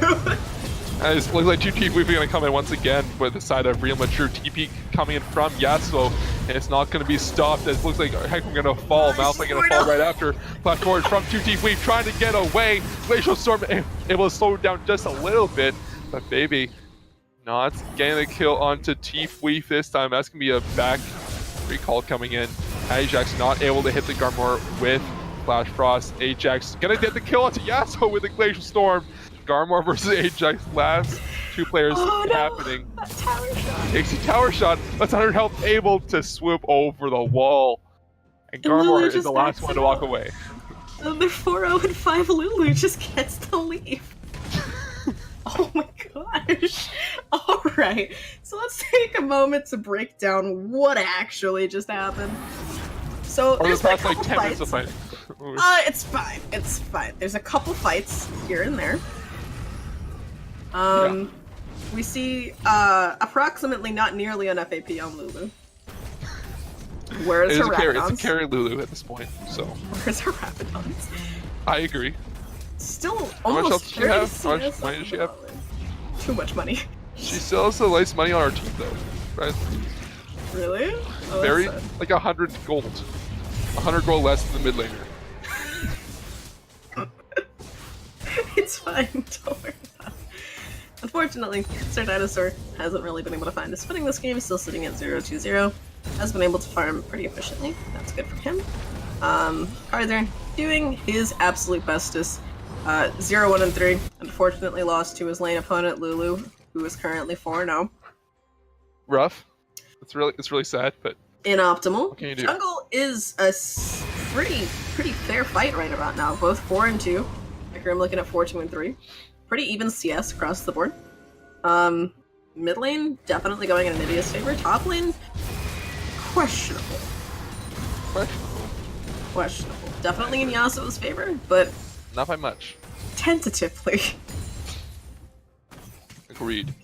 I mean, when you're up against the powerful Ardent Sensor Lulu, when she does so much damage with that Ardent Sensor, it's scary to move around the map. And at any point, you can be hit by a wild growth Yordle. Yeah, that sounds horrific, and I don't want to encourage that. You ever just... Yeah, it's gonna be ARAM in the middle now. And see, Meganport trying to clear the waves of their own. Anivia, master clears, so nothing's gonna really be happening from the side T31 if it's it. Everyone's gonna stay in the middle of the lane. For sure. And Sir Dinosaur having the time of his life, of course. Every time I watch him, I feel like he's stuck in a Glacial Storm, and then he has to flash over a wall because he's stuck in a Glacial Storm. I just hear this tiny Yordle voice going, "Leave me alone. Please go away. Stop it." Oh, yikes. Arzer, seeing out of position there. Arzer fall. Now Garmor just might be a little bit even more out of position. There's been quite a few moments here where I've seen those Kane W's not really find purchase, and it's really unfortunate at this point. It's happened more often jumping over a wall, but he's able to survive from Gamora. Tries to make it away, but not in time. But they did get a tower for all of that trouble. Well, yeah, with it also a charge of Rip Herald as well to bring it even down to half health. You see a Hecarim over the wall. He's gonna jump in at any point. Zig's ultimate not gonna get a kill. Bring Lulu down, but never out. We see next Drake spawn up. For sure, but Madru still looking for something here. Yeah, much. He got a little bit overconfident. That's an unstoppable force flash with the last breath coming in. Dyer's falling as well as 2T Weave. BB trying to look for something more, but he gets stunned up. Garmor looking for a knockout of his own. And that's why they picked Malphite in the bottom lane. Can we get an RIP Lulu in the chat? Finally, that's a kill going over. Have to pay respect. I think it was Yasuo who got the 6,000 bounty on Lulu. 6,000? Wait a minute. Around there. It's like 400, 6,000, give or take. What's the difference? Yeah, those are numbers. Those are numbers in the English alphabet. It's fine. Yeah. The English alphabet? Sure. Numbers? Yeah. Yeah. Yes. Cool. Don't worry about it. That's exactly the kind of team fight that we've been waiting for. Whether or not we're ever going to see it again is up in the air. I hope, yeah. I hope I see Karzer just flash forward and Unstoppable Force into a team of 5 people this time, and Yasuo will last press all of them, and then they all die. I think that's what we all want. How it goes. Unless you're cheering specifically against them or for Howling, I think we all want the last breath Unstoppable Force. As an AD carry player, I actually despise whenever Yasuo was on my screen. So. But if you're the Kodo ADC, yeah, you're fine with it. You just kind of like turn the other cheek at that point. If you're It's Baby, definitely. But if you're Kodo, you're fine. Now we see Baron getting started up. Whoops. I tried to press cross, but I ended up pressing black keys, so I hope nothing happens. And it looks like 2T We're gonna kill Garmor. That's gonna be a kill onto It's Baby with the flying bombs. Bombs flying into the team of Howling Gale. It's Baby is just having a whale of a time. Has just experienced absolute misfortune during this game, in which nothing is okay and everything is painful. Just the unseeable bombs just laying there for funsies, of course. That we see Gamer Girl is taking tower shots to this tower. Yeah, why not? Real Media jumping right on to Sir Dinosaur with a wild growth. Honestly, he's not going to fall as he was low. Unstoppable onslaught coming in from Simon to get away from the Yasuo that's finally back to try to stop this free tower is being taken. Yeah, for sure. And the big thing that I'd like to point out about Madru, the Onslaught of Shadows isn't even really what they're concerned about. It's literally just his presence on the map. They see him on the map, they say, oh no. Well, there's 2 onslaughts. Whoops. Yeah. Unstoppable onslaught and Onslaught of Shadows. Onslaught of Shadows. I was like, wait, what are you saying? It's not really their concern though. Like they look at him and they just go, nothing's okay. Everything is painful. Whereas, really, if you're It's Baby during this game, you're thinking the exact same thing, but about everybody on their team except for maybe Sir Dinosaur. There's so many danger points at this game. Hey, what's wrong with Sir Dinosaur? You see a bouncing snowball point to your face? Yeah, I mean, he's doing it right now, but like before, it was just so okay. It's just a man throwing his bombs everywhere, man. Haha. What do? You sidestep. That's it. We're trying to just get some warding, finger some wards around the Baron pit, but he may be caught out. He needs to jump over this wall quick, but he's gonna be airborne back and forth for Dinosaur and a kill on Real Madru. Tries to Onslaught of Shadows away, but not able to do it. Baron getting started up on the side of Team 31. And just like that, the truly unfortunate nature of becoming a ping pong ball. Now we do see a teleport coming in here. But not in time. It's the knocker coming in, but nothing else. Team 31 just trying to disengage this fight. BB has a different idea. Definitely on the Gamer Girl. Gamer Girl pops. Sarah Skage trying to onslaught onto the face of Garmor. Maybe gonna be awarded with that kill, and that's gonna be one more Baron buff off of this team. Now, speaking of vision, I'd like to point out just how much of a difference we're seeing in vision score for both of these teams, specifically in the bot lane. Yeah. Speaking so we're seeing this the vision score of Lulu over 40. Now Malphite still doesn't have the Oracle Lens. Still pushing for the Warding Totem at this point in the game. Looks like they just switch over onto the jungler since the other team still has Warding Totem on their Heck Room. Outside of that, not really seeing much difference as we see Dragon spawning up. That's going to be another Cloud Drake. The third Cloud Drake of the game. No actual damage Drakes spawning in this matchup. Again, matter at this point as we see enough damage is already being done to these players. Absolutely. But yeah, seeing the secondary Wind Dragon come out, I'm sure Madru absolutely has his sights set on it. And we are looking at a 5k gold lead at this point in the game. 3 Barons still up in the air. And unfortunately for Kodo. Unfortunately, Kodo looks like Real Madrid is going to make his way into the middle of 3 players. Still not doing the damage. He gets knocked back once again. Kodo can be awarded with the kill this time. Dropping the bomb from Ziggs. Not going to do much damage though. That's 2 Deep Weave able to make it out along with the rest of the teams. Chains of Corruption jumping onto Garmor. We're trying to knock up the Varus to keep him away. As a huge fight onslaught around the blue buff. He's going to be taken out. As Gamer Girl's hitting after hit onto Karzer. Kodoke just stunned up as we see Alex Ajax do so much damage on Anivia with the Flash Frost. Garmor and Sir Dinosaur trying to make it out alive at this point, flashing with Garmor. Flash over Gamer Girl trying to continue this fight, tries to knock out Garmor, but he goes on the other side. Ignite dropped on from 2 Deep Weave. Evie back in this fight, tries to make it away as Ajax has his passive, does want to use it this early, and save it for another fight. For sure. Now, that being said... so sorry. Oh good, it stopped. Right. My printer decided it had something to say. But yeah, the issue that I'm seeing in these... Thanks, I hate it. Yeah.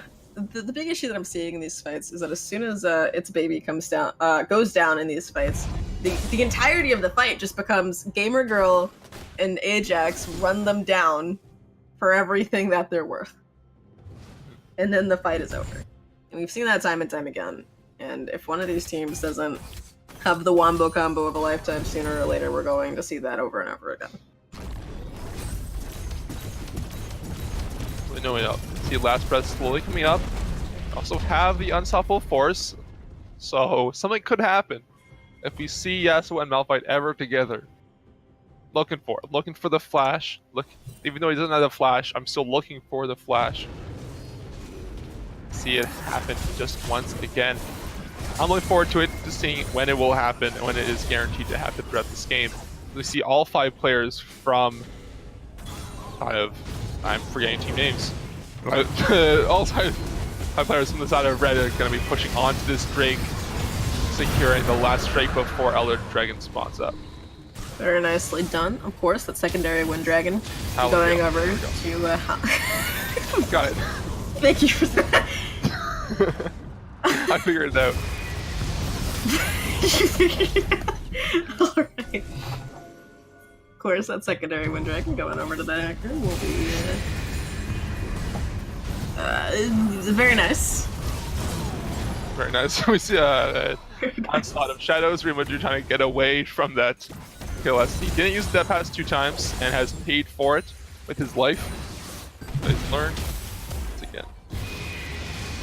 I see Anivia with the wave clear, just able to do so much with this, but right now we see this game is becoming a little bit closer than the last one. Gone over 30 minutes now. Team 31 still, I don't think they have Baron buff anymore. It seems like they're still holding their own. How do they continue? How do they continue this dominance that they have over the map at this point? You know, at this point it's time to hunker down. Just acknowledge that Lulu is your raid boss. Send her in first. She'll get the quadra kill, and then all they have to do is clean up BB. Wait a minute, that's exactly not what I just said. Once again, Real Madrid getting a little bit too far. Like we saw in the last time, Sejuani pushing into her own jungle and getting paid for it. Real Madrid on the other side this game. Same thing happening at this point. I don't know what that sound was, but My phone decided to play a video for no reason when it was just sitting on my desk. it That has was weird. That was. tons of stuff happening. But looks like we have all four. We have 4 players from Team 31 just sitting in there. Team T Weave, the next one to fall. Unstoppable Force coming in, but the last breath also. Ajax going gold just to stay alive for a little bit longer. We see a bomb. That's an egg popping down.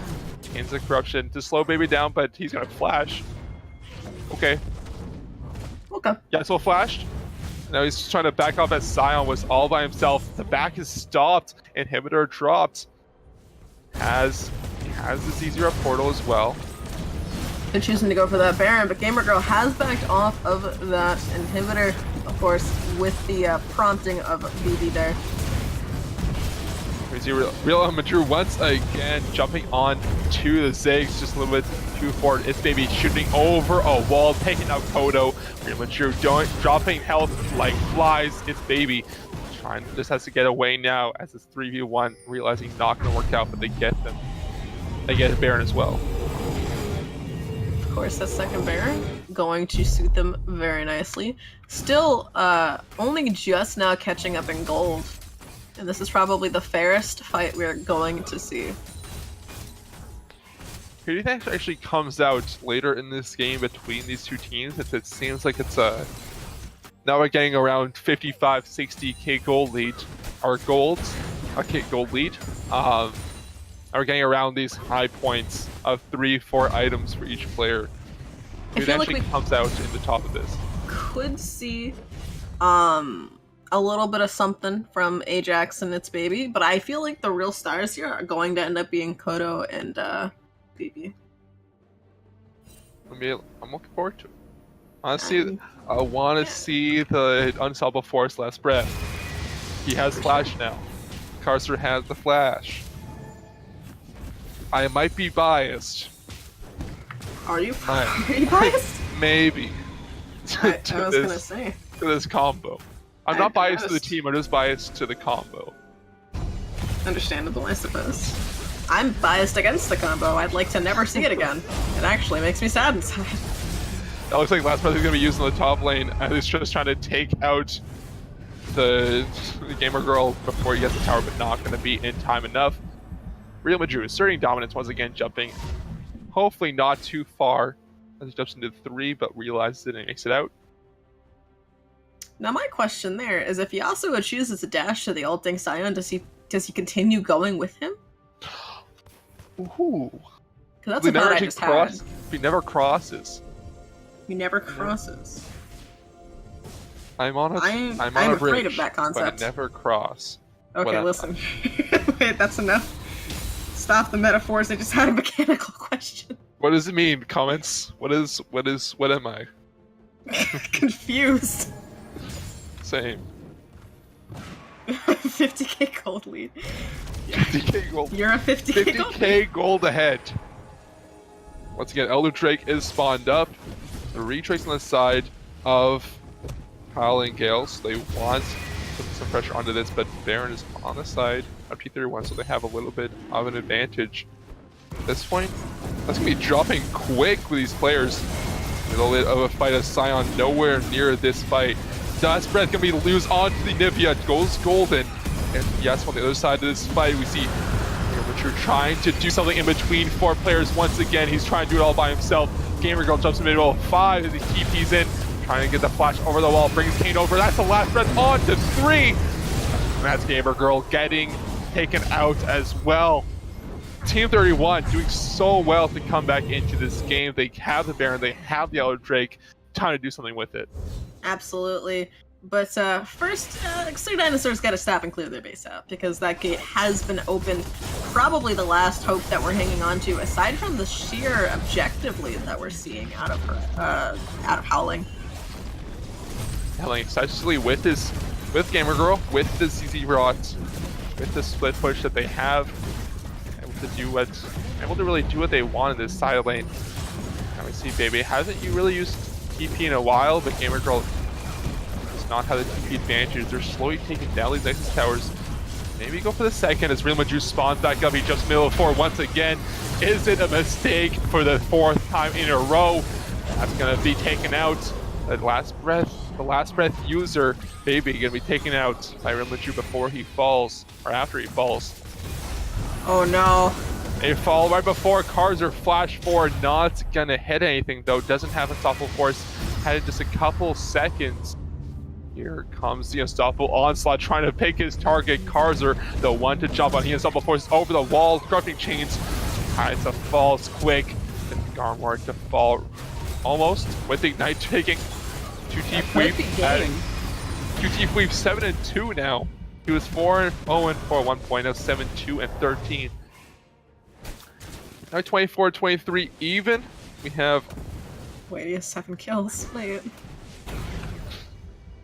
Yeah, they need to get it. Now we see the Red whole Post? side of Howling Gale pushing down towards this bottom lane. It's open already. He drops the Caesar portal, taking the inhibitor hit at an inhibitor hit. Ignite onto Ferris, so pops the Wild Growth to keep him alive. Just realize they need to get out quick. I just get an inhibitor and walk out. They're alive. A very nice trade, especially considering that they were able to save their last Nexus tower, fortunately for them. And we are looking at this next Baron up very, very soon here. This fight could end it all. We did see some very nice microing from its baby there. Very nice Varus plays. At this point, it seems that it's at this point how it seems like it's going. It's either Real Madru is going to jump into a team and kill all of them, or all of them are going to kill Real Madru, and then the team is decide on which one of those will happen. For sure, but with Real Madru just diving in every single fight, we also have that window opening for its baby to just allow himself to insert himself into this fight in a way that he hasn't really been able to before with the focus that he's had on him. That's the third Baron in the pockets of Team 31. Real Madru is here to jump in. He's looking for someone to hop onto. Is showing restraint. Showing restraint. This Heckram realizing he made a mistake a few times before, not wanting it to happen the 5th time. The full 5-team Baron heading into the next 2.5 or 3.5 minutes. For sure. Now the big issue here that I feel like Howling is running into is that they had this gold lead. They had this huge margin. And then they looked back and all of a sudden all of their gold was on this Lulu. There's 7 kills on that Lulu. Now Lulu has an Ardent sensor. What are you gonna do? Exactly. But the issue is that is gold that in the pockets of its baby would have easily ended this game 5 minutes ago. For sure, now we see a little bit of a push onto the mid lane. Even though they don't have Baron, they're still trying to beat Team 31 to the rotation, saying we only have to take down an inhibitor turret. You have 3 turrets to take down that lane. Finally, Sir Dinosaur does not have a flash to try to get over this wall. Polymorph, he's been taken out over 4. It's 2 coming over from the backside. Unstoppable Force with the last breath. Last breath not going to do any damage. That's a 4-man knockup with the flea as well. CC coming in from the side of Howling Gale, but it's not enough. Gamer Girl about to fall along with Real Madru resurrecting Anivia. Everyone's going to die outside of Howling Gale. Team 31 able to protect their base even as they have the Baron still having to protect their own base. For sure. But that being said, that was a very nice fight coming through. Gamer Girl, of course, taking a lot of damage there. I personally feel like Madru held that ult for way too long. Just kind of left its baby to its own devices. And that I personally feel is what lost them that fight. Wanting to hold it off and not wanting to waste all like they did in previous times. That just may be the reason they lose game 2, as it's maybe just going to spawn up, but is it in time enough? It is not, as that's next going to fall. And we're going to a game 3 between Team 31 and Howling Gale Gaming. Stay tuned, don't touch that dial, we'll be right back. Nice.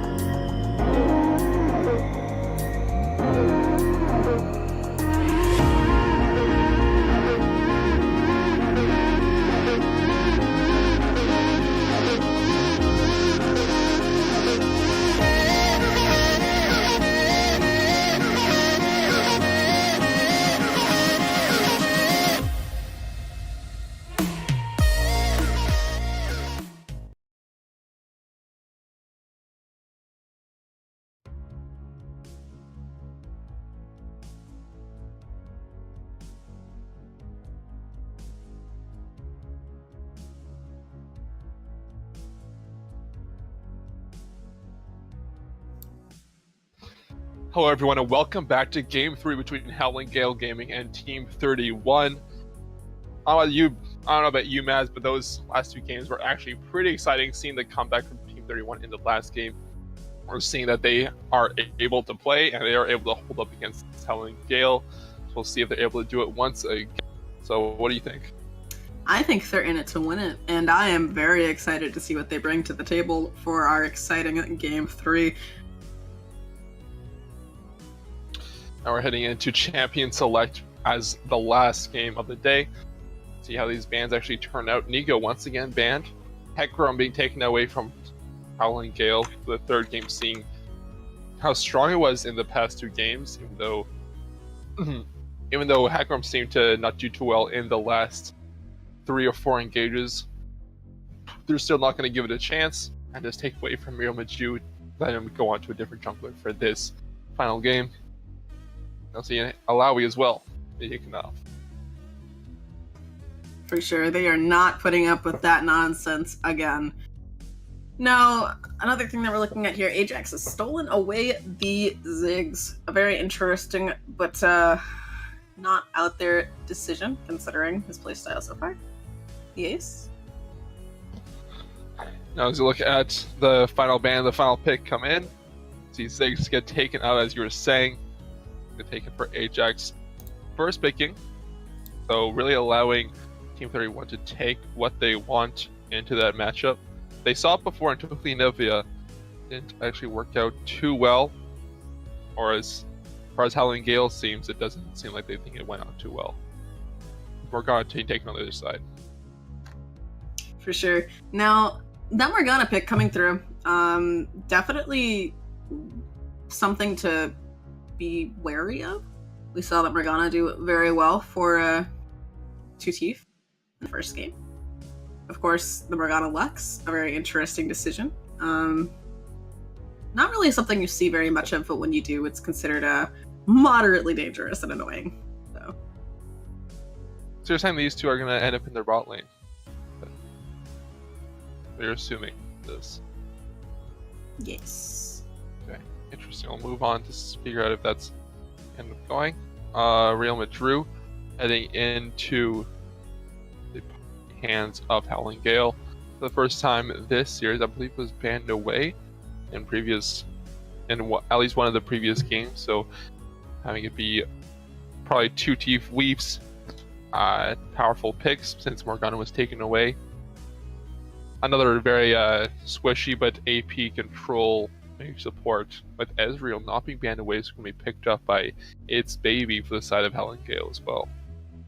Very nice decision, of course. That Zyra pick is going to be moderately annoying for anybody who has the misfortune of landing against it. And yeah, a Yasuo ban coming through, as well as that Kayn ban, are certainly to be expected after that last game. Gotta take every precaution you can. For sure, but looking at the two supposed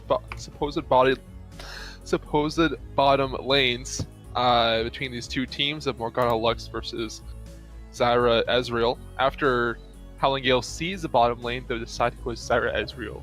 So how do you feel like these two teams are going to match up between the two? Personally, I mean, I feel like it's a little bit too early in this draft to tell. We haven't really seen an AD carry yet on the side of Team 31. So it is definitely, to me at least, probably going in their favor. Of course, that Morgana Lux combination can be nasty late game. Kindred's been making her way pretty easily back into this meta. And, I mean, we've seen a decent bit of it at this level of play, but I'm excited to see the way that it gets carried out. I'm sure now looking at the two bans from Howling Gale, the Thresh and the Caitlyn.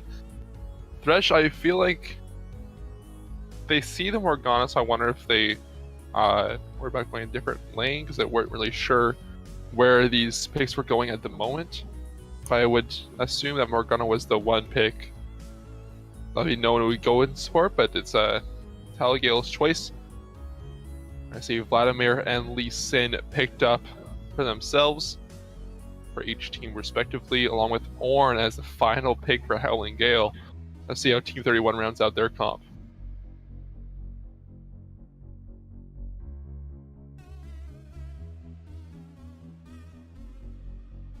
All right. So, spoiler alert. We're seeing an interesting bot lane here today. Game 3, you gotta pull out all the stops, and all the stops apparently includes Morgana Lux bot lane.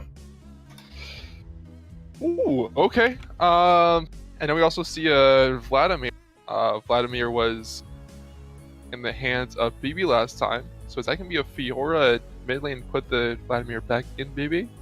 Or is Vladimir gonna be switched around to Sir Dinosaur this time around? I do believe it is Sir Dinosaur on that Vladimir. I believe so too, but I just wanna put the question out there. This could always happen. Always change up, especially against There it is. A6. Hit him with the bat. Very nice. I feel like this in the Ornn Fiora and how these two will match up with Fiora just being so dominant in lane, or just trying to survive. For sure. Now, the thing about this Ornn in particular is that we've seen a lot of really good Ornn things coming out of this particular season, especially with the change to his passive. Definitely put him right back about where you want to see Ornn. Does great in lane, but against that Conqueror Fiora, certainly going to be problematic to say the least, especially with that Ignite. So certainly something for Madru to keep an eye on as far as Garmor goes. At this point in the game, he has to be hyper proactive. And what I mean by that is that if he isn't constantly predicting at least a little where his marks are going to be and constantly searching to catch somebody out, he is going to fall behind. That's the issue with Kindred nowadays, is if you're not ahead, you're behind. And that's essentially where we found ourselves here. Of course, this super interesting bot lane against nothing other than its baby with the Cleanse Ezreal and two teeth on that oh-so glamorous Zyra pick. There's just so many ways this game could go. Everything's up in the air, and it should be anything but boring. And boring is you're saying, but it looks like Lee Sin gonna be pushing down to the bottom side. Not gonna do a 5 point this time. Gonna change up their approach, but again, nothing really exciting to be happening. Just gonna be placed in different parts of the map. So we see Gamer Girl spending a little bit of time in the fountain just by himself, not able to He's allow anything to happen. He has little legs. It's all right. His main his way. His well, you can't ask too much from him, you know. Why did that noise sound like your soul leaving your body? Just, it's fine. It's fine. All right. So, sorry. There we go. Hello. Yeah. We're professionals. All right. This is fine. This is fine. Okay, Batman. So, setting up, of course, traditional line of scrimmage from both teams. Nothing really happens. And we paused! Alright, we already have a DC from DC. Very unfortunate. We'll be back there in a moment. Yeah, actually, looking at these, I know that the past two times, the side of Howling kind of had the advantage in the bottom lane with how they play with the CS leads, and now with T31 taking a Lux Morgana bot lane, taking two mages, long range mages to just poke slowly. Mm-hmm. How do you think that'll actually impact this lane differing to the previous games? Well, the thing about having that hyper poke in the bot lane for Team 31 is that now they're approximately on par with having a Zyra player in your game. So, I mean, I guess it'll be fine. Personally, I feel like it'll just come down to being a raw skill matchup for both sides. And that's really what they need here. They need to force them into a skill matchup out of their comfort zone into a place where they have the potential to catch them off guard. Because what we've seen consistently is its baby just having a stronger lane phase than Kodo. So, of course, that is concerning. Another thing that's concerning is my client crashing. Also very concerning, so I'll be watching. Quite concerning. All right, that's a little concerning as well. Sadly, there's no pause for that. The cast, It is that's Kokoli all right. Kokoli. I have this beautiful screen share right here in front of me. Perfect. So now we're going to see nothing really happen after that. Back and forth. Clearing the bottom sides of both teams. It's probably going to see both junglers make their way to the top sides, try to figure out if they want to go for this top side, make sure that Ornn doesn't get behind, or to force Fjord to get ahead in this little matchup here. Oh, for sure. And the big issue about having that Fiora into this particular lane is that she already has the true damage from her vitals. She procs the vital or two, and then she's in a perfect position to just prop the Conqueror immediately on Ornn. And then everything from there on out is essentially this really fun anime called Ornn Has a Very Bad Time. And the unfortunate thing I've heard of that one. Nice. Really? Me too. Yeah. I'm watching it again right now, actually. It's a little rerun. Oh, I didn't know they ran anime. But yeah, the unfortunate thing about that is he's in this position where he should have a really easy laning phase. He should be able to just sit there and write it out. But if BB shows any vague bit of aggression towards him, he just proceeds to go directly into the script for the anime. Right now we see a Resonating Strike land on a Bebe. Just Real Madrid not letting him get too far behind on the Ornn. Real Action not gonna get the bite on himself. I think Armardi's gonna survive for a little bit. That's gonna be a Roost hitting onto Zyra, keeping Kodo Cage. It's a little bit too low for comfort. 2T Weave. Once again, hit the bindings on Morgana and hitting the Grasping Roots on Zyra so well on these only skill shots to just keep these players in place. For sure. That being said, his bot lane is interesting to me, and let me explain why. So, Lux has opted for the Aerie, which to me isn't really as aggressive as you'd want to be into that lane. Really, all you need to do is force whatever range advantage you may have. All right, there. Not much happening. We see the Lance fight not fully proc off the Real Madrid, so not much happening. We see Kindred backing off, a few things going off onto Lee Sin, but nothing afterwards. I really like the Baby had the spell shield on the final proc of Gamer Girl's W, the breath. I didn't know it was a thing, but it was nice to see. It was a cool little interaction I saw. See that later in the matchup. For sure. And the big issue here is Morgana Lux sits here in lane, doesn't really interact with the opponent. And what does the opponent have to do here? Like, you choose to engage, you're engaging on a Morgana and a Lux, which is optimally neither of those things that you want to go on. Preferably. No, but yeah, 2T Fleet flashes over the binding, trying to get a little bit of damage, but nothing gonna happen afterwards. It's gonna bind it up and leave. The biggest power move, flashing over a binding in a double binding lane, of course. To be expected. When you flash over one, you just get hit by the other because you don't have a I don't know second what flash. else I was expecting, but it wasn't that. Only that's two flashes, look at Insect not gonna get off. As Resonating Strike not gonna hit. Kindred tries to get his mark on Lee Sin, but not getting the kill. Only watching out for those Kindred marks, trying to figure out where they're going, how much stress he actually puts onto it for those 4 marks in the beginning of the game. For sure. Now, the beginning of the game, these next couple of marks, of course, Kindred's most vital. They're her most independently gotten marks, in the terms of after your mark becomes their grump, you might want a little bit of assistance. So at this point, yeah, it happens sometimes. No, I was more wondering, it was Vladimir flashing over Zig's minion wave, and then proceeded to then walk back to the other side of his minion wave. You gotta call him out like that, come on. Yeah, fight That's me. true. It's again, Gamer Girl fighting, losing under 200 health. I Baby. told you.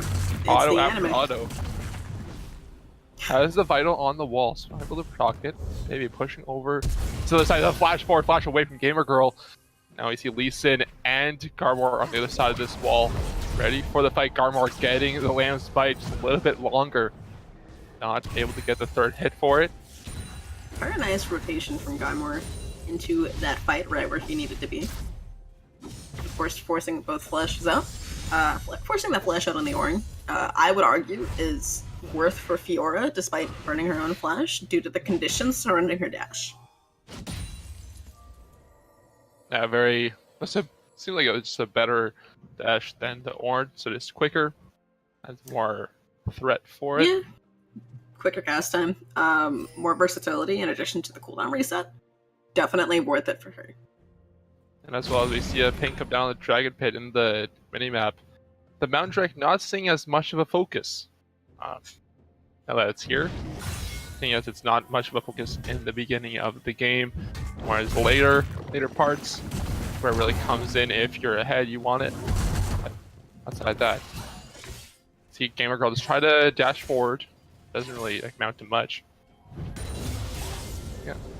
Of course, Bibi is currently in a position where she is allowed to dance around Gamer Girl however he sees fit, and just assert his dominance in this lane. The worst case scenario, Ornn lands a knockup, or even worse, Ornn lands a knockup into a parry. Then what happens? Oh no, I'm stunned myself. I seem to have fallen and I can't get up. Like, at that point, there's not really a lot of options you have in this particular lane, but as to be expected. That looks like it's gonna be the duelist drop down onto Ornn. Finally, first blood gonna be going over to Fiora. I was actually getting a little scared because Ornn wasn't really seemed to go down at any point, so Fiora's pick might have been a little bit too rough, but finally gonna get the first blood. 400 gold going into their pocket along with the 15, 16, 17, 18 CS as well. For sure. And that's exactly where that burning both flashes came in handy. Burn both flashes, still have your dash available, doesn't matter. Ain't no thing. Right there, saw the Ornn, Ornn Horn, they call the Forge God, come in after the TP, so almost able to get their turn kill onto Fiora before she backed off. Was able to get it. A little fight happening around the Dragon Pit. 2TV might be falling a little bit too low, but Kindred gonna be spawning up his ultimate to stay alive, but as soon as it goes down, his team is gonna fall right after, as Kindred and Vladimir, and we're all gonna fall one by one. Only kill of their own is gonna be 2T Real Madrid in, also right back into its baby as well. Flashes over Lee Sin. Nothing gonna happen after that, as Kodoke is gonna be the fourth one to fall, along with the Dragon. Very nicely played. Real Madrid, of course, coming through, showing just how clean his microing skills can be with that very nice pickup and a very nice sidestep on that Lux landing. Of course, coming through, winning that fight. I would argue winning that fight for his team. Unfortunately, Ajax popping that bomb a little too soon. Did get caught in the Kindred ult, but ultimately, totally worth for Howling. And actually, totally worth it, as we see the marks actually not working out either for the Kindred. See the Gromp, but not much focus being put onto those at the moment. Again, Baby just showing a dominance, autoing the tower as Ornn is there, just showing that he doesn't care where Gamer Girl is. He's gonna do what I want. Do what I want in this lane. I'm gonna take a tower shot. I'm gonna take some breath. Doesn't matter, as I'm gonna just do what I like. Absolutely. And, you know, that being said, BB is in a position here, already has that Tiamat, is totally able to pause the game whenever they want. I was so close to it because Garmor makes it all the way to Gromp for the mark, but the smite just a little bit too soon. Wasn't able to get it in time. Tuatif is having a day. Tuatif is having a rough day, for sure. Again, I mean, Garmor had the smite. If only he knew that Real Madrid never had his smite himself, so could have just waited a little bit longer, but missed it. And that's just one more mark that he's not going to be getting. Absolutely, the mark denial. Just one. Super huge in this. Okay, what do you think is going to happen in the next few minutes? In the next couple Hopefully seconds? the game starts happening. That's my prediction. That's good, wow. What? I don't know what answer you expect. Well, Garmor is currently hitting Real Madru with Bebe as well coming around the wall. So I'm wondering what's going to happen around the top side. What do you think? Personally, I feel like Madru is in a position where he's allowed to turn on Garmor and delete his existence from the game. Interesting. Just control, alt, delete him from the game, unless Gamer Girl doesn't respond to this fight. This happens? Nope, he's going to walk away. I remember just walking away. Oh, he's going to turn though. Garmor realizes the damage he has 2v2 around this Grab. That's going to be a 6 bomb coming in. Ajax falling. Bebe able to survive with the counter. Here comes Ajax coming with the bombs, trying to slow him down. As they hit it over the wall, Resonating Strike not going to land as well as Ajax and the True Shot Barrage all the way from the other side of the map, almost smacking him as well. That's a lot of stuff used up. Nothing going to work out. What I tell you, control, alt, delete it from the game. Wow, I wish I knew. I wish I heard of this beforehand. I don't play Lee Sin, so I would never know. Well, I'm seeing this anime. Too complicated for me. It's actually part 2 of Ornn Has a Bad Time. Really, but they won. But Ornn won the fight. Well, it it's the comeback. a 1v1 though. It It's wasn't a Ornn in 1v1. the comeback. Ornn in the comeback. Yeah, they need a comeback for the main character. It's actually not made by the same people. Don't worry about it. An official sequel. Yeah. True. Dude. All Right. right. Damage on Lux, but not much as they don't really have anything yet to go off of. Now, being in a lane like this, imagine you make a life decision to play a double binding bot lane, and you're 30 CS behind. Imagine. What do you do? What do? What do? What do? What do, my dude? Yes. I'm looking around with the unofficial, same thing. Doesn't matter. Agreed. I see not much happening in terms of items. Seeing a T-Mac completed on the side of Fiora, but Ornn just going for a straight Sunfire, getting the armor, trying to block the damage as fast as possible from this Fiora. Having Fiora to really rely on this Conqueror if she wants to do any damage with the true damage. What that looks like. Wow! Zyra doing so much damage with her combo as well as True Shot Barrage, making Morgana go golden. That was a lot of damage quickly on a double mage bottom lane that has no health. For sure. I mean, Kaiser has just had a very rough series so far. Personally, I would argue it's because Tutif has performed better as a support. Also because he is currently playing Morgana into a double binding lane when you're 30 CS behind, and also paying its own way. It's fine. He's in a position right now where his options are to sit there, land bindings, hope for the best, and then when everything goes wrong, hope harder. That's essentially all he has here. All you can do is really hope. And once again, we see the Call for Jump coming in. Garmor having to make himself invulnerable for this little amount of time if he wants to survive. Lee Sin has the duelist on him, but no procs are happening as we see Ajax once again come in. Surge Dinosaur not there in time. Garmor does not go on the right side of that blast cone. And he falls for it. Let's talk about the list of missed skill shots that we just saw. Ornn missed the hit on that. Missed the Lee Sin Q after the flash. Nice. The Fiora ult was used without a proc. Yep. Missed the blast cone over the wall. Yep. I'm probably forgetting something. Probably 5. We have named probably 5 things there. That's right. Yeah, exactly. One of these things is not like the others. It was all planned. They got the kill. It's now this 2.5 gold lead at 15 minutes into this game. Sunfire Cape completed on Orange, so Fiora is going to struggle even more to do any damage onto him. We have the Warrior completed on both of the junglers. Just a team out on the side of Lee Sin more, as well as the Porta Belt with nothing completed for Zig, so Vladimir just a little bit ahead, but Garmor might be caught out as well as in the bottom lane. Gonna be back and forth between these two lanes. Real Madrid needs to get out quick, but shut down onto Lee Sin. Surma that's where needs to flash out as Ajax be chasing with the bouncing bombs. He turns, dodges the two-shot barrage in the top lane. Baby and Gamer Girl in a little one-on-one of their own. Back and forth between them two. Finally, some things happen. On the map, looks like Gamer Girl having to jump out once again.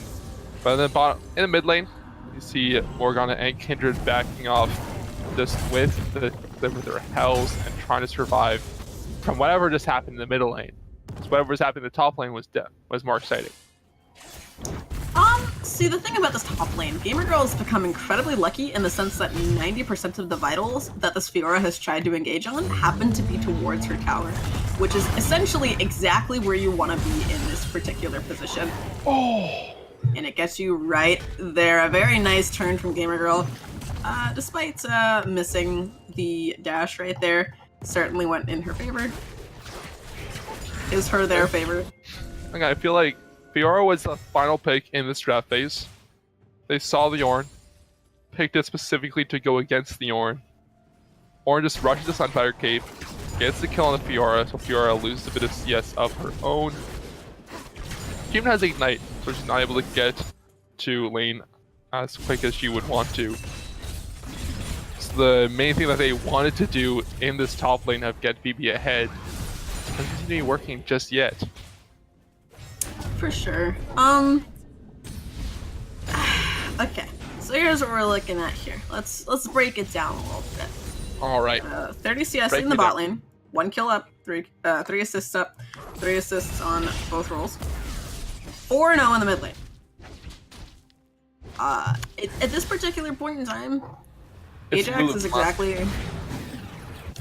Ajax is essentially just a more useful Lulu from last game. It's exactly where he wants to be, except for he's playing Ziggs, and really, nobody's seen that champion since Season 4, so nobody really knows how this anime is going to go. Real Madrid, doing great, 2-1, made some interesting decisions, but has essentially decided to Control-Alt-Delete Kindred every time he sees her. Exactly where he wants to be. Gamer Girl gotten very lucky with these vitals, able to shut down BB every chance he gets. Also, very optimal. It's really just a huge clown feast. There's so many things that are happening all the time. It started in Champ Select and it hasn't ended yet, and Maju's caught out in his jungle. Okay. Maju did get caught out, but Ziggs with the ultimate as well. Doesn't care. Maju gets dropped down, but not taken out just yet. Maybe jumping over the wall though, saw at least like clearing the ward. That being said, Maju, of course, getting very lucky with the assistance from that Ziggs ult. Wasn't able to control ult, only able to hit the delete button. But we'll work on that. Disappointing. It's complicated. 3 buttons at a time. Here comes Call of the Forge once again, able to counter. Spell shielded, so it doesn't get knocked up just yet. Gamer Girl needs to wait just a few more minutes. I have the sinking suspicion that Team 31's bot lane is going unaccording to plan. Maybe. Maybe. As we see a tree up barrage and the knock up runs back. It's G, baby. Maybe taking out Kartzer once again. Kartzer, like you were saying before, not doing the best. Had Thresh in the first game, had Malphite in the second game. Had not been performing the point of what they wanted. That's a binding flash over the binding for Teef Weave. They get the dragon and also get the kill on Kodo. Might also be a turret for their troubles. What is it? It's at 111 health. They're fine. That's staying up. It's fine. Just nobody sneeze on it. That tower is staying up. It's fine. Just don't look at it. Oh, they Never look. mind. Hang on. It's going down. I said don't look at it, and then they looked at it. I don't know what you want to hear. I just want to hear it's gonna be okay. Is it though? 11-3. It's alright, but they can come back. They've done it. It's only 4k gold ahead. What it happened last game. They got the 3 Barons in last game. They got the yellow drake. They got. We're trying to be positive, okay? We have a proto belt. We have proto belt on Vlad. We have the Ludens finally completed on Deluxe. The Watchers has the worst at this point, so they're getting the spice that they wanted. Where Fiora's at. Fiora has 1,000 gold, so able to get something that she would like with the pickaxe, Vampire Scepter, and the timeout that they have. Diggs ultimate coming into the top lane. Ajax gets caught out a little bit, so not able to continue his run in to the top lane. Baby and Carts are not able to take down the Ornn. That's just a little bit too tough. Welcome to Act 3. He's made it through the early game. Act 3, Real Madru dropping a little bit too low. Sir Dinosaur healing up to unproportional amounts. Gamer Girl able to go in the backline, take out Garmor before Sir Dinosaur gets his double kill of his own. Tam's back, tries to get Gamer Girl for his triple. Baby as well to health, gets the Vital proc. Vital Spark not gonna hit the last cone. Gonna nail it. Again, that's gonna be 2 kills. That's 2 kills for the Vlad. Vlad 2 entire is 4-1, has the bounty gold on him. They're gonna be looking for that soon. Dodge it. See that? Sir Dinosaur is their MVP. I don't care if they lose, Sir Dinosaur is the MVP of this whole thing. Those for 2 dodges, perfect. Okay. I see. Okay, definitely not Kodo. If I'm going by the past minutes. It's fine. If I'm going for the past minutes, over the hour and a half of gameplay they've had, probably not.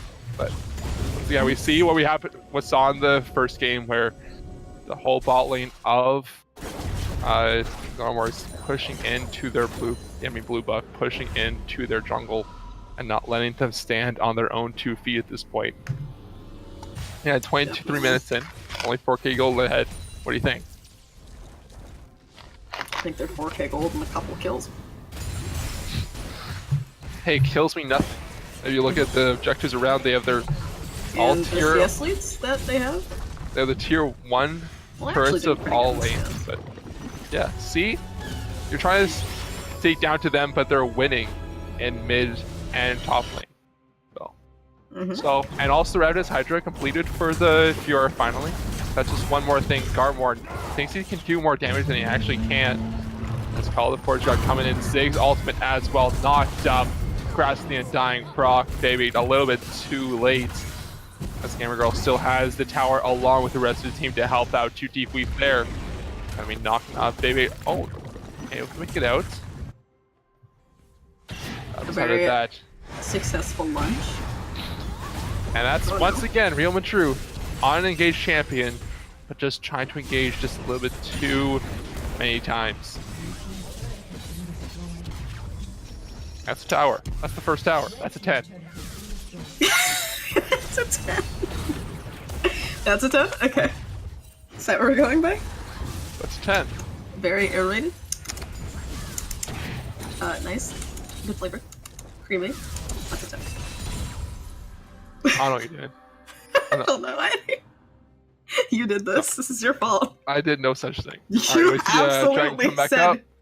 We see Dragon come back up. Cloud Drake is the dragon of choice for League of Legends to give us. Now we're going to see which team provides which with what they want. I don't know what I just said. I said a sentence, something like that. And honestly, maybe grab. I couldn't hear it. There was so much word. Like, I'm Bebe, just listening. Bebe takes the top tier 1. Cloud Drake is what League of Legends decides to give us. And now, Claymore, or whatever I forget their team. Shoot. The opponents of Team 31. You forgot? Howling? Howling Gale. Gale? Gale. Howling Gale. Which once again, for their third dragon of the game, second Cloud Drake, so they're going to be speedy boys. Is that the official terminology? It is now. It is now. Okay, I like it. Keep going. Go Yeah. all day. I can go all day. All right. Go all day. All right. Oof, So look at that steal. the Bombo drops onto the baby. They're trying to chase. Gamer girl. Running. Gamer girl. Looking for a chase on the BB. Garmor does have the position here to collapse on this if things go haywire. It looks like that's exactly what's going to happen. We are going to see a potential 5v4 here. Dakota not being present. And here comes Garmor trying to do what he can. 3v1. Realizes it and backs off. Again, the disengage from side of Team 31. So I want to stay safe around this Baron as it is alive. So Howling Gale really pressuring it. I don't know that they can take it at any point, so Team 31 needs to respect it. Again, Barons are the three Barons are really the reason that Team 31 came back in the last game. They know the pressure that they need to have on this to stay in this game. Oh, for sure. And of course, just the little bits of gold that you get from the Baron itself, absolutely very useful. Especially if you're able to get that back off as soon as you secure Baron, which they were able to those first couple of times. So that being said, we are looking at a combined 1-6 bot lane as well as an 0-6 Kindred. So, yeah, the Kindred has more assists, so we're doing okay. This getting the help that she wants. How's Kindred doing for stacks though? She has 4 stacks. She has 4 stacks, so she has the upgrade. Doing all right for that. Place in the mark next. Things going on to Baron buffs from the side of Team 31, so they know what's happening. They have some alert of if they want some pressure to go onto it. They have the ward, so they see it. They about to see what's happening. Around half. The Sir Dinosaur brought to her just the half health from the poke that he absorbed in the first part of this. Yes, that is the thing. Okay. I can hear you dying, and it's killing me. Alright, so with your resonator trying to hit on the Sir Dinosaur, Howling Gale switches their sights over to mid lane, trying to push it out. Now, do they go for the tower or do they go back to Baron buff? I see it. Looks like we are going to see a push down mid lane for the tower. A very slow siege here. Of course, all they need is about half health and then some, and then they get that Ziggs bomb damage off. However, they are sending Gamer Girl back to deal with BB. A very good choice. With that, we are going to continue to see a 3-man push, but however, it does look like Madru is going down to help pincer the Fiora, whilst the others deal with the remainder of the team. Not a bad choice at all. Are going to be able to push them off that mid lane tower to secure that, whilst BB is successfully able to leave, unable to secure that inner bot tower. Inner bot tower brought to around half health, so it's gonna just maybe one more push to allow that one to be taken as well. We saw the last couple of games, Gamer Girl be the one to split push with Bebe, putting the pressure on themselves around those times. But even with the no TP on the side of Team 31, seeing how they try to maneuver around this map, while Gamer Girl continuously has a TP advantage. Just want to see what they want to, how they actually go about dealing with this issue of just Howling Gale consistently having more pressure around the whole map. For sure. And the biggest issue about that, especially when you have such a heavy split push top laner and you're still unable to really keep up with the pressure that they have consistently, at that point in the game, you've reached a point where all you can do is fight.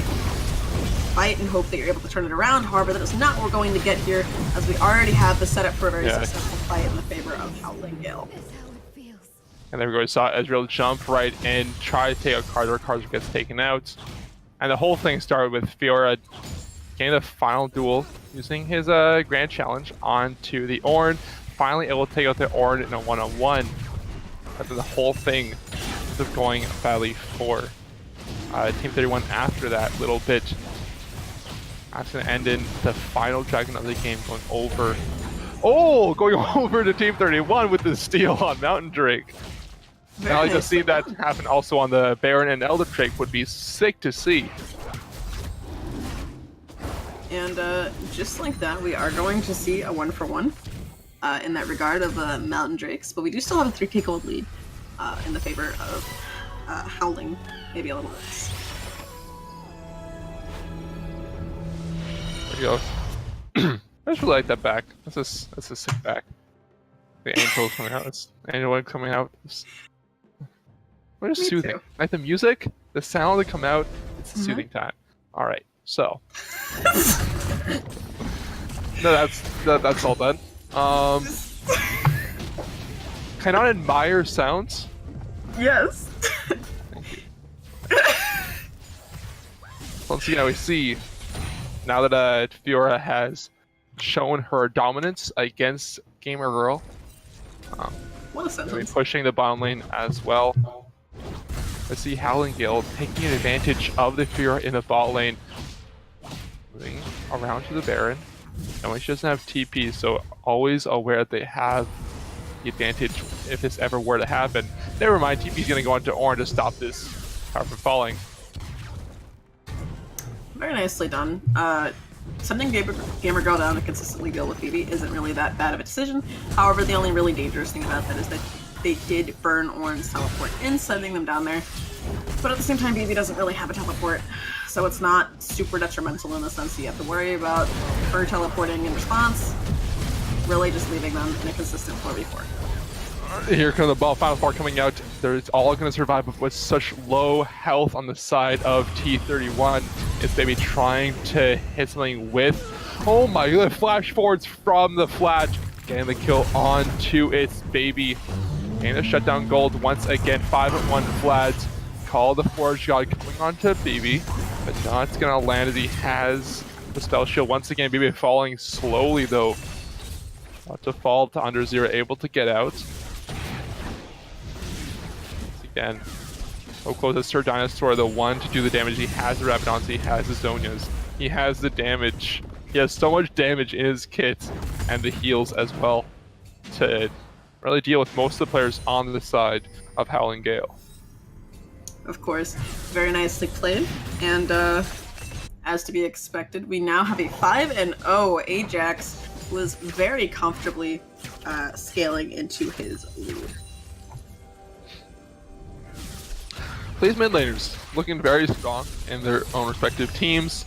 Both of them with the high CS in the map, and that's just showing even more power for himself as it takes down Morgana and Kindred with that big bomb, that big boom boom. For Also sure. known as Mega Inferno bomb, but I like the big boom boom. I don't know about that one, Chief. And we have Baron B taken as Vlad jumps in. Sir Dinosaur starts with his ultimate. He's rooted up. He goes golden from the Zonias. Real Mature quite low. He gets taken out, but nothing else going to happen. So the jungler's down. They have a jungler in 10 seconds. They'll have a jungler advantage. But Ezreal gets double kill, baby. Last one alive for their team. Well, the last kill's over. 2T Fleeve. Flashes out just to stay alive from that one. He's maybe trying to push top tower, and Ajax also so low but so far away where he just can't do anything. Taking so much pressure. All 4 players taking the pressure onto the top lane. For sure. And really what we're seeing here is the lead that Howling has very slowly devolving, because they don't really have a way to find their footing in terms of finding a good place to start shoving out this lane. And as soon as they were in a place where they started slow sieging mid, all of their macroing just kind of stops to deal with Fiora. And that's incredibly problematic. So they see Fiora, just a huge nuisance at this point. And here comes a dragon as well. Elder Drake about to be spawning up. So you're gonna have both of the epic monsters on the map at once. We'll see how these two teams actually decide to go about which one each will focus on. And the Skull Crab being taken is like this. So Team 31 always has vision of that. Outside of that, where do these two teams decide to focus? See a little trade happen. And really what we need to see here is a pretty solid Baron prioritization for both of these teams. Elder Drake is nice, but Elder Drake doesn't necessarily do anything for the side of Team 31, other than really just denying it. So. Right there, we see it. Saucer Dinosaur trying to do what he could to slow down this Baron. See Smite coming in early, friendly Sin. So Kindred coming in soon, able to. They're actually blocking away from this one. Karzer jumps in the middle of four. Soul Shackles on three of them. They have to back away. The Baron at 2,000 health. Smite not on Lee Sin. It's back up though. They both have it. It's Baby taking out Karzer, but Gamer taking out. It's Baby himself. That's no Baron for the side of Howling Gale. Once again, Team 31 come out on top of this epic monsters, while Fiora just by herself gets the inhibitor in the bottom lane. For sure. Now the big issue about leaving that Fiora alone is now that she has been thoroughly allowed to become an absolute unit, it is a little more than problematic for Howling. Especially with that Elder Dragon. Even with Orin upgrading some items, seems like it's becoming a lot harder for their team to actually accomplish much at this point. Zyra, last one to not have an upgrade item of her own from the Call of Forge God, or whatever. No, it's not. That's his ultimate. What am I saying? From his passive, his upgrading passive. So seeing the rest of his team already have those upgraded items and not at the power level that they would want. Problematic. Definitely problematic being the word of the day. It's fine. Also, looking at it's 11 kills in the lead for Howling Gale. Meanwhile, Team 31 is still at the gold lead by 1,000. Definitely something to look at, not really something to mess around with, especially seeing exactly how behind bot lane and jungle still are for Team 31. It's gonna be a rough one. It seems like all the lead is in the pockets of the top lane as Fiora is like over 100 CS ahead of Gamer Girl. Even after the first game of Gamer Girl just running over with the Alawi. It's just unintentional filtering. It's yeah. Again, seeing Baron get started up, but on the other team, Team 31, that wants to start at 6,000 health. Here comes Zyra, here comes Lee Sin with the hits, but it's a little too late. Two shot barrage as well. Kudo Cage might be a little bit too late. Once again, the Lee Syndrome not taking effect here, and able to make it out. Or so we thought as he's trying to make it back in. The Ziggs all not able to do it anymore. Knocking up the Vlad as well, but not enough. Real Madrid getting caught out once again as the engaged jungler. They're just building the lead while they have the Baron buff as well. Definitely. And Sir Dinosaur absolutely has the weight of the world on his shoulders right now. Certainly something to concern himself with at this point. Especially considering that this team is essentially him and BB. And BB's goes down, is unable to really shut out the rest of the lanes. Then everything else is up to him to win a team fight. They shut him down. It's game over. We see Orlando Nomicons coming out from these players, seeing the Mortal Reminder as well to just stop at the previous rooms, not letting this Vladimir get too far ahead, as well as the Fiora, the two players that you were saying are the two ones to watch out for. Those previous wounds are really going to put a damper on their main goal in these team fights. Again, Baby taking 3 players to the top side. for sure. That being said, my big concern comes in Kodo and Kaiser at this point. Just a gold deficit like that essentially means that they're out of almost all of these fights. They're essentially good for CC, and that's about it. Here comes Sir Dinosaur in the middle of 4. He gets kicked in to 4. Then he goes gold and gets 1, but in the other side, outside of the enemy base. Kindred not able to do much, but inside, triple kill for the Vladimir. Vladimir getting a quad kill in the middle of it. Last one left, 2 Teep Weave underneath their tower. Gets the pentakill. They're pushing into the enemy base. Sir Dinosaur on this Vlad. They had Vlad in the first game, put it on BB, didn't do too well. Put on Sir Dinosaur, though, completely changes the game. This might be a comeback from 1 game down to 2 games up to the side of Team 31. You ever just play Vladimir and then Q one time and then you have 3,000 more health than you did before? Honestly, same. And that is enough for Team 31 to be put back on top and pull the entire series.